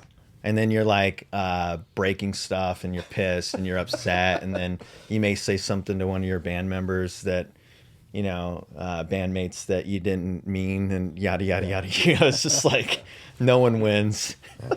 No one wins. It's the worst. It's a lose-lose. Yeah. You might as well do all the things that you meant to do during the day that you can maybe do on your phone there for that hour. Yep. Just start bringing a laptop everywhere. Oh, for sure. Yep. Yeah, just make sure you take it everywhere so you don't no one breaks in and takes everything you worked on like a laptop. That's no fun. All right, let's add a song to our playlist, and then let's get you out of here, sir. Let's do it. So we have basically a Spotify playlist where we just add whatever we've been jamming for the week. Like, okay. It could be any song, any genre, any type of music. Okay. Doesn't matter. Just what have you been jamming that's kind of put you in a I have to look mood. at my phone Go real for quick. it, man. I have to Go look for at my it. phone. That's what I'm doing right now too. There's a couple things, but I need to be picky. Need to be a little picky. You guys go. Let's see here. So, just we have everything from. Of course, as I'm saying this, a Volcano Man is right here. I feel like you want to add it every week. Every week I want to just add it. Have you seen Eurovision with Will Ferrell and Rachel McAdams? No, I haven't. They're like a Icelandic pop group. Okay. That's it. That- That's the movie. That's them being in a competition as a pop duo. Oh, I watched the trailer for this. It's as dumb as it looks. And it has a good soundtrack? Is that? I mean, I don't know if good is the word, but memorable. Okay. It has a memorable soundtrack, we'll just say. So what do you want to add? If you're searching, I'm gonna go Death by Stereo. Okay. Holding $60 on a burning bridge. Just because it came up on the playlist this week, and I was like, I forgot about this. Yeah. Ooh, that's the best, right? Yeah. All right, I'm gonna pick Vision of Disorder, the song Element. So in Propaganda. All right. I don't even know. I feel like we already have Gandhi on here, huh? Scott sucks. No.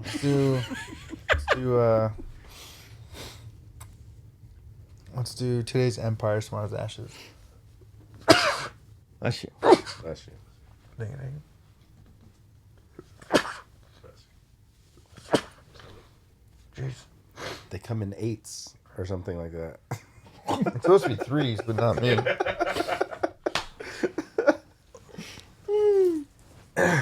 Sick.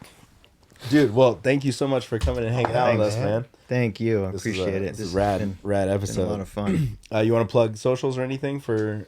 You can reach us on Instagram. It's where we probably keep the most up to date, which is just at To Die For. And then me personally is at Jason Welsher. But yeah, I post from time to time on both. But yeah, that's really about it. If you have any questions, please feel free to direct message. I'll definitely reply quickly. And that's really about it. If you have any questions about, the industry, you want to, build a brand, you need some assistance, by all means, please, don't feel like, you can't reach out, because this is what this is all about. Dude. For us, it's at Walking Blind Pod everywhere. WalkingBlindPod@gmail.com for the email address. We do still have the GoFundMe for the Feels on Wheels. We have the GoFundMe, Feels on Wheels. We're gonna have it's back on the road and it's running, and we can get from A to B. Yeah. Reached out to our boy Jesse over here because I want to have one of his mechanic homies also look at it to check out the brakes, because it's just very slightly off. Like when you hit the brakes, it doesn't stop soon enough. Oh, yeah. So it's like almost like you're tapping an elderly person. Like, it's like the brakes are there. Like before, there were no brakes at all. Right now, that's when I got to drive. that's when he drove it, and he almost died. But so now the brakes have been fixed. We've replaced rotors, brakes, and brake pads, all that stuff. New master cylinder, new brake booster, all that jazz. But it's still like when you hit the brakes, like it'll slow down, but it takes a while for it to actually stop. And the shop that we've been working with is like, it's an old van and it's big. And I was like, yeah, but it never really did that before. You know what I mean? Yeah. But their whole argument is like, well, we've done everything. And also, it's an old vehicle. Yeah, and I'm like, okay, I get it on one sense, but still, like, it was capable of it before. Yeah. Yeah. So I want to have it looked at to see if maybe we just missed something, or maybe they're like bleeding the brakes weird. I don't know. That's what I think it is. I think that they're bleeding them weird. Yeah. And it's not properly engaging the way. Yeah, it sounds about right. Especially if you're like, Yeah. pressing on it and it's taking a second or two. Yeah. What feels forever. Yeah. Yep. Yeah, it's probably about right. So you're gonna have that checked out. But other than that, man, yeah, Right. still going. Yeah. Follow, like, and subscribe. We love you guys. We'll see you guys soon. Peace.